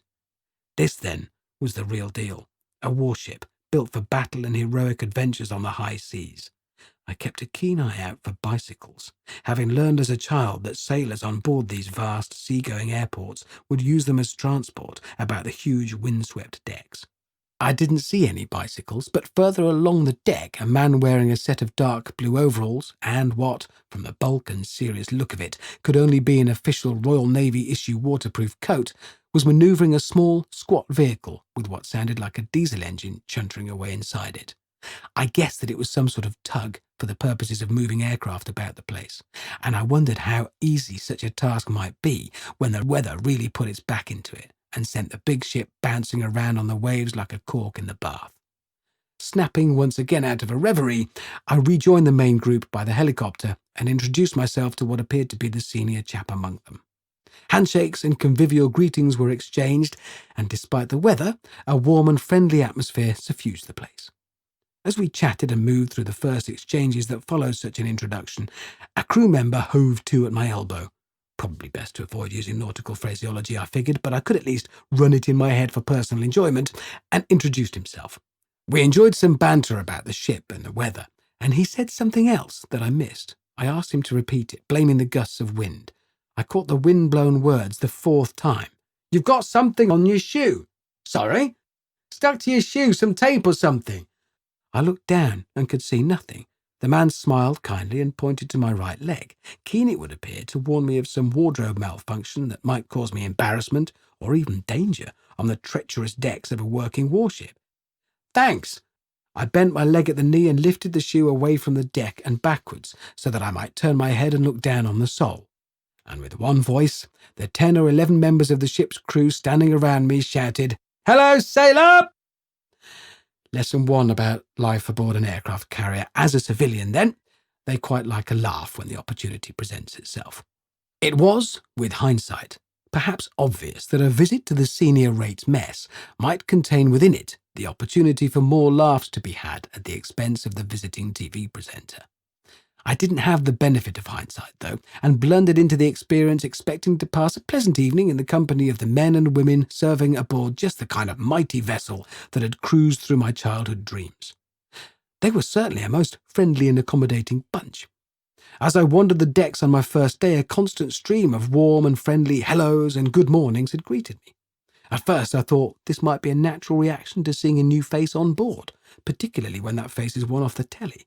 And then I'd stopped on a corner and heard the same greetings and inquiries after health and well-being being exchanged at every meeting.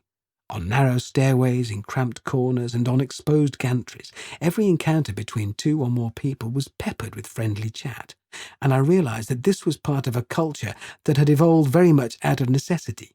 People serving aboard a warship will spend huge amounts of time together, and therefore getting along is essential if life is to remain bearable. But this is about more than the occasional game of drafts and remembering someone's birthday. As the crew of a warship, they may have to go to war together, and will rely on one another in the most life and death situations imaginable. And so, not surprisingly, there exists a bond between crew members unlike any other, and the constant stream of happy banter and greetings seems just a way of keeping that bond functioning and ready for the times when it's needed in very different circumstances.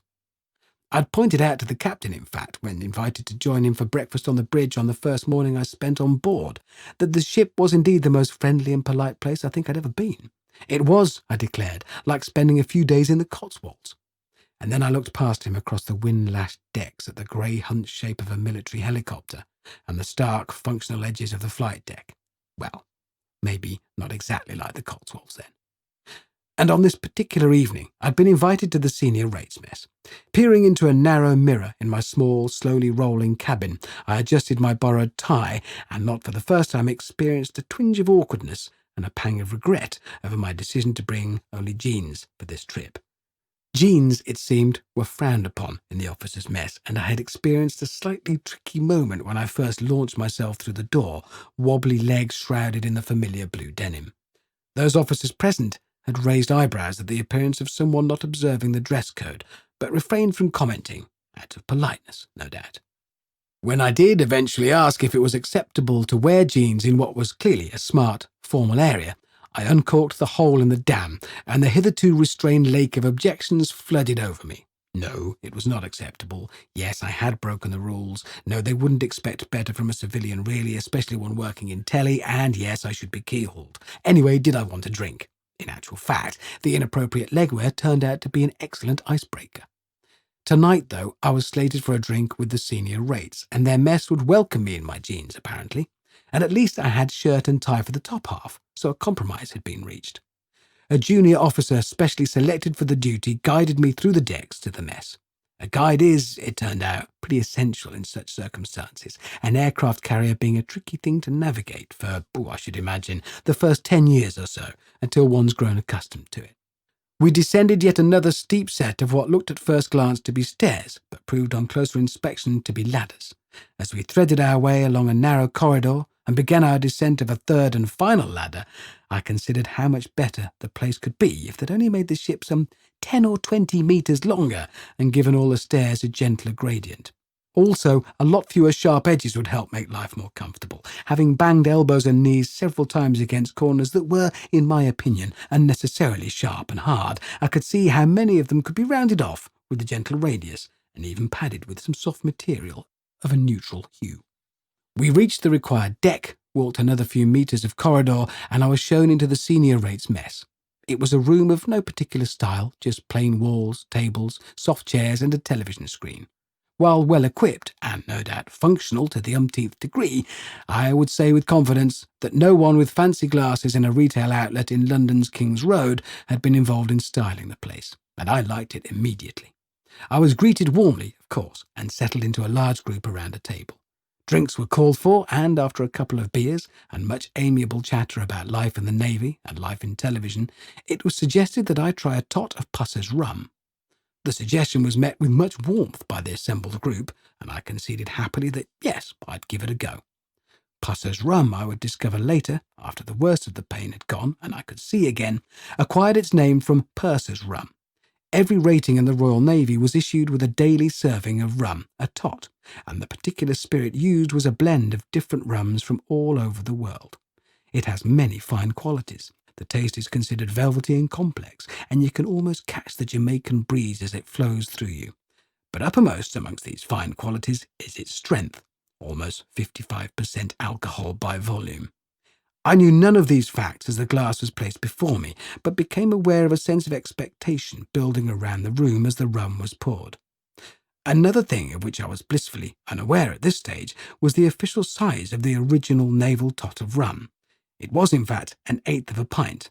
However, the pourer that day must have been feeling especially generous towards his fellow man, because the measure sloshed into the thick glass in front of me amounted to something nearer 1/3 of a pint.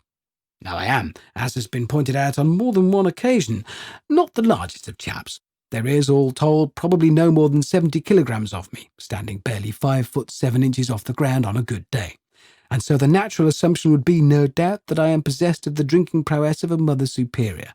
However, the Hammond constitution is made of much, much sterner stuff, and I am, for whatever reason, blessed with an ability to soak up the electric water at a rate prodigious and committed enough to fell many a man 3 times my size. What helps here, no doubt, was a 2-year spell during which, having finally grown tired of working at a selection of radio stations for paychecks that could afford me no better lifestyle than living in a single-room bedsit and limiting myself to the bicycle for transport, I put my blossoming media career on hold, pinned a for sale sign to my soul, and moved over into PR. Working in PR, while pretty much putting the kibosh on one's chances of sailing through the pearly gates without creating a bit of a stir amongst the bouncers, does bring certain advantages compared with hosting the late-night talk show on a local radio station. For one thing, there is the money, quite a lot of it by comparison with the few coins I was accustomed to throwing into the bottomless pit of my overdraft each month. But foremost amongst these good things was the opportunity to develop, on company expenses, a cast iron liver and the ability to drink even a Viking under the table. I became a press officer. I never did quite understand the sense of rank and status brought about by the title of officer. I didn't get a badge of rank or anything, and no one ever called me sir. But the journalists it was my job to haul about the place were very polite to me, respectful even. This was because I had a company credit card, and we were, during those bouts of polite respectfulness, generally in a bar. It was my job, as far as I could make out, to buy drinks all night, and I became really rather good at it. I could buy drinks from 6 in the evening until 6 in the morning. I would stay at the bar, leaning earnestly on the counter and listening to the journalists' stories and bad jokes until the last one of them finally crawled off to bed or wilted like an autumn leaf and curled up under a table. Of course, my job then required that I should also be first up in the morning to greet the entirely different species of journalist who would, upon arrival the previous evening at whatever hotel was hosting this particular beano, have hurled themselves into the swimming pool to knock off a few hundred lengths before retiring to their room to spend the night filing words to their newspaper. By 6 in the morning, they would have finished whatever in-depth piece of analysis they'd been penning, visited the gym for an hour or so, and be ready to present themselves at breakfast, where they would expect to be entertained over their bowl of muesli and soya milk by an enthusiastic company press officer of bright eye and bushy tail. I would have prepared for this ordeal by drinking steadily until 5 or 6 in the morning, and so, with all the brightness of eye and bushiness of tail I could muster, after a 15-minute sleep and a shower, I would breeze into the restaurant and regale the second batch of journalists with wit, knowledge, and insightful remarks. It came a bit hard at first, and I was relieved, frankly, if I got away with the whole process each time without actually being sick on someone. Nevertheless, over time I improved until I really could stay up with the night owls and get up with the earliest of the early birds. There's no secret to this, no magic formula or hangover cure or pre-session menu. It is, like any other skill, only achievable through hard practice and dedication. After a year as a press officer, I was in peak condition and at the very top of my game. This, though, was nearly 15 years ago, and I do, on occasion, forget to take this into consideration and, as a result, run the risk of overreaching myself. I eyed the glass of rum. Around me, the rates were cheering and laughing, confident, I was sure, that this tot would be beyond this short, skinny TV bloke. I picked it up. The glass itself was heavy, weighed down further by what I now reckoned to be nearer to half a pint of super-strength rum. No problem. I could deal with this, and it would be a chance to demonstrate that not everyone in telly was a soft lightweight surrounded by yes-men and stylists. I rolled my head on my neck. A few of the rates sensed that I was going for it and quietened down. While I wouldn't go so far as to say that an actual hush descended on the room, there was, nevertheless, an air of expectation amongst my companions. I smiled confidently and downed the contents, placing the glass firmly back down on the table with a smart click and commenting that the rum was good. And it was good too, strong but rich in flavour. I'm not a connoisseur of rum, but this tasted like decent stuff. Within seconds, my glass had been refilled and placed in front of me. Now, steady lads, I know it'd be funny to get the bloke off the telly drunk, but I've got to work tomorrow and, I'm only here for a few days. Can't overdo it. I lifted the glass anyway, confident that I had everything under control, and necked it. My confidence after that point, by all subsequent accounts, grew considerably. It grew to the extent that I identified and attempted to start a fight with the largest Marine on the ship. A big bloke, he was content to restrain me gently and point out, according to those of my film crew who watched the spectacle, that he was really rather good at this sort of thing, fighting, and that I would be better off sitting back down and not being so silly. According, once again, to my crew, much pacified and mollified by the man's tone, I decided at this point to retire to my bed. I thanked the crowd for their hospitality and generosity, repeated my assurances that yes, I was fine and not in the slightest bit affected by the pusser's rum, and set off for my cabin. An aircraft carrier is, as I have been keen to stress, a most fantastically enormous thing, and the maze of corridors, passageways, and decks it contains are enough to boggle the clearest of minds. Mine, unfortunately, was not the clearest of minds by this stage, and as I set off confidently up the stairs, the Marine with whom I had, according to reports, been trying to start some sort of boxing match, felt it best to follow me at a discreet distance to make sure I found my way back to my temporary home. It must be true, the Marine's story, because it was told me by so many different people the following day that the huge amount of cross-checking and coordination required to get such a thing off the ground as a lie among the large, close-knit community of a warship would have been beyond even Her Majesty's Royal Navy. And the story ran that I reached the upper levels of the ship, took a wrong turning or two, and was stopped by the Marine as I extended an arm and lurched forwards through the door to the captain's cabin. Upon being so stopped, I insisted that this was in fact my cabin, but was finally dissuaded of that view by the Marine, who took the precaution of escorting me back to my own bunk and encouraging me to sleep it off, ready for a busy new day. The naval tot was abandoned in 1970, with the tradition given a fine send-off on many ships.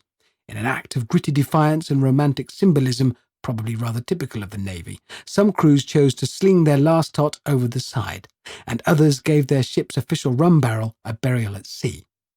Had such a burial been made available to me on this particular morning, I would have been over the side faster than a torpedo and heading for Davy Jones's locker with a sense of relief and gratitude larger than the ship I'd left behind. As it was, I contented myself with leaning against anything that came within leaning range and working slowly and steadily through the morning's work, taking solace from the fact that I hadn't actually been sick on anyone and would probably survive until the evening. My opportunity to put it all together and enter middle age with a mature and sensible flourish had been presented to me, and I'd made a mess of it. But at least, I figured, as I lowered myself into my bunk later that night, I'd demonstrated consistency.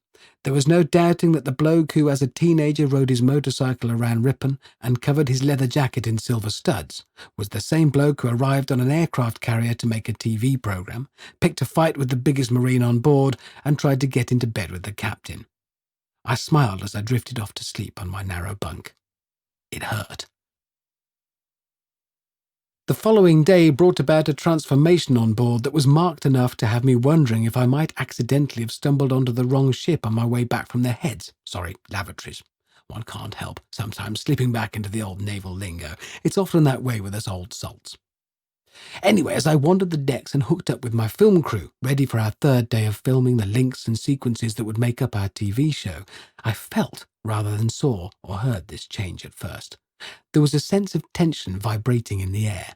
The same polite and friendly hellos and good mornings were exchanged, but the people exchanging them were acting with a subtle sense of urgency and purpose that I had not picked up on before.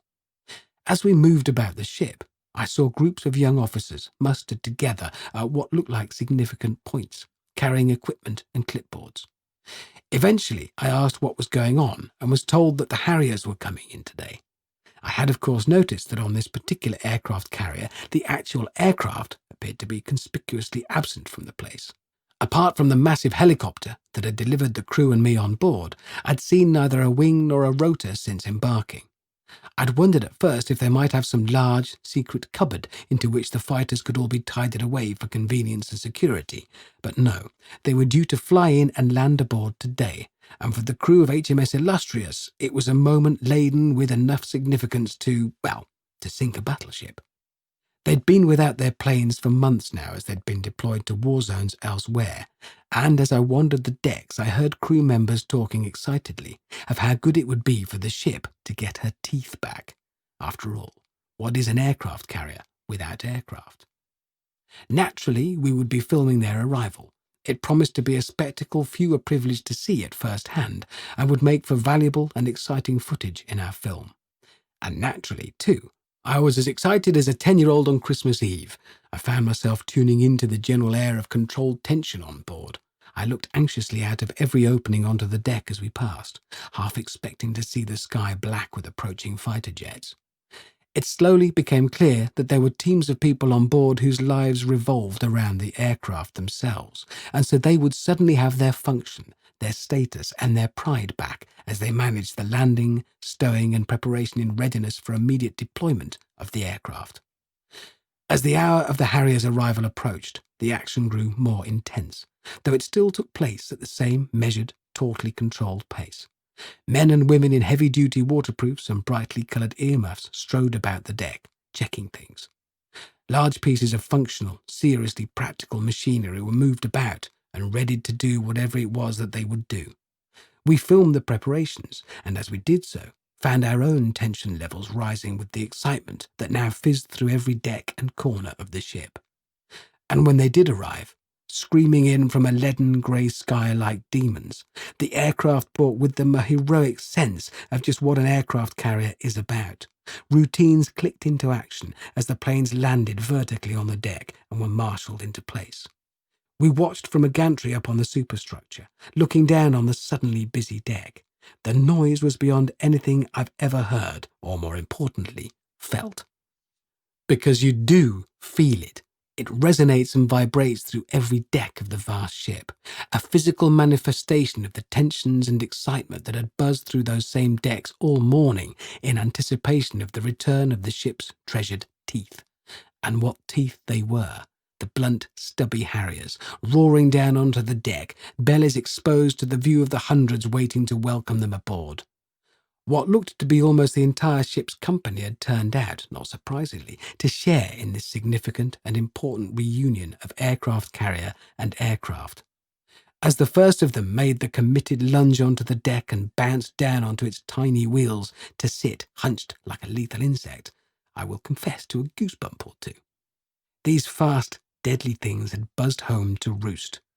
The comparisons with wasps' nests, beehives, or eagles' nests whirled around my head in a blizzard of noise and stark imagery. The Harrier's dull, angular forms were outlined sharply against the steely sea glinting beyond the deck. As the final planes slammed down onto the deck, I admired the commitment of the pilots as they passed the point of no return and went for it. Harrier pilots fly alone. It's their job to fly the plane and operate its weapon system, and I wondered how busy they must be at this point in any mission. Their home, in effect, but those last few feet back to the sanctuary looked to be as frantic and critical as a battle manoeuvre in their own right.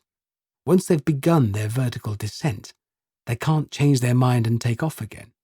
Each pilot must be guided to his allotted slot on deck, and then it's down to him to choose the specific second on which to put the plane down, and once taken, that decision cannot be changed.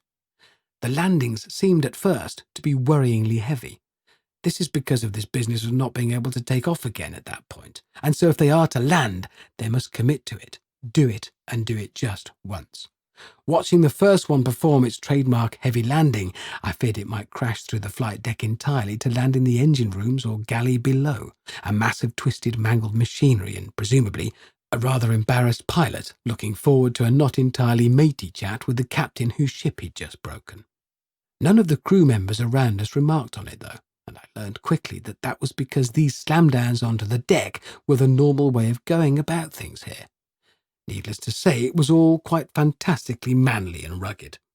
As a fine spray of rain and seawater whipped about us, plane after plane threw itself onto the deck, and each was then pounced upon by a team who tended to the immediate needs of this tired and thirsty new arrival. I watched one particular plane as the canopy opened and the pilot's helmeted head surveyed the ship, presumably carrying out last checks and shutdown procedures and getting ready to step out and leave the machine in the hands of its carers on board. As the pilot descended the ladder down the side of the Harrier, something about him caused me to look a little longer than I had at the other pilots making the same descent, and then a little longer again. Something about the design of his flying overalls, maybe, the cut of his jacket, or his shapely form as he touched down onto the deck.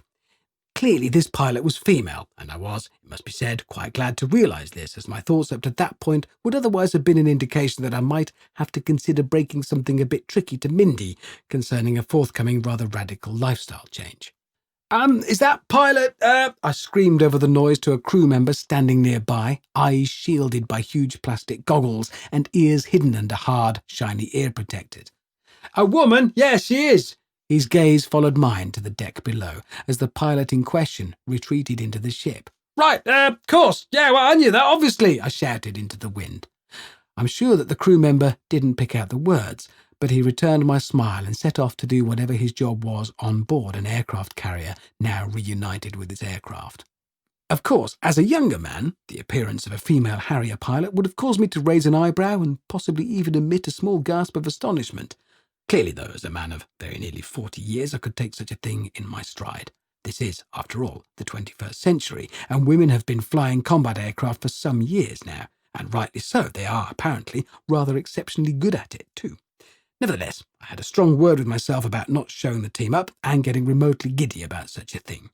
To all on board, this pilot would be just one of the many who would pass through the ship in all manner of circumstances.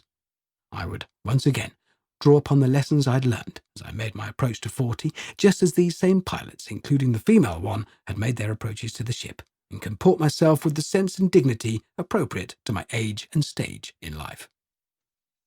We were invited to dine in the officers' mess. We were required to wear formal suits. The pilots would be there, and this was a chance to meet up with the other side of this huge floating operation. The event had, thus far, passed off rather well, really. I'd been seated at a table with some of the pilots, some of the ship's senior officers, and briefly the captain himself. Also at my table was the female Harrier pilot. I may still have been feeling the effects of the evening spent in the senior rates mess, or it may have been that my hearing was still somewhat impaired after the battering it had taken as the jets landed. But whatever the cause, the fact remains that I was, according to later reports from members of my TV crew, speaking very loudly that evening. I'd just asked the pleasant chap sitting next to me, apropos of nothing really, just out of interest, you understand, if it was unusual for women to fly Harriers these days. He'd told me that while unusual, it was not at all unheard of, and that these things tend to run in families and be shared amongst couples. Often a couple will be wedded to one of the armed forces as well as to each other. This lady in question was in fact married to a tornado pilot. Bloody hell, I responded, again quite loudly according to subsequent reports. Quite a few heads turned to look at me at this point, I'm told. A Harrier pilot and a tornado pilot married, eh? More heads had turned by now, as my voice really was stuck, it seemed, at maximum volume. According to all accounts, though, I managed to find a little more from somewhere and turned it up to 11 to deliver the final part of my statement. Well, you wouldn't want to get stuck with a hotel bedroom next to theirs, would you? Can you imagine the racket? Quite a lot of heads were turned in my direction now, including the one belonging to the Harrier pilot I just shouted about. The Royal Navy, while managing to enjoy a surprising quality of life in even the most difficult of circumstances, indeed being specialists at finding fun and being happy even when things are at their toughest, does nevertheless have standards of behaviour. And these standards of behaviour take a rather dim view of bawdy or raucous comments at the dinner table in the officers' mess, and in the presence of the captain, and in the presence of ladies, fighter pilots or otherwise. The silence that followed was brief, but of such a depth that I feared I might fall into it, screaming soundlessly and never emerge again. It was the soundman, Grant, who saved me. With a few words chosen, it seemed almost entirely at random, but sufficient all the same to save me from perishing at the bottom of that fathomless silence. I thought the noise was incredible, didn't you? I mean, you could really feel it in your chest. And as Grant thumped his own chest to punctuate his words, the atmosphere relaxed, and I slid into silent anonymity on a remote corner of the table. Like a Harrier landing on deck, it seemed that the very last part of my approach to 40 would be the part most fraught with peril.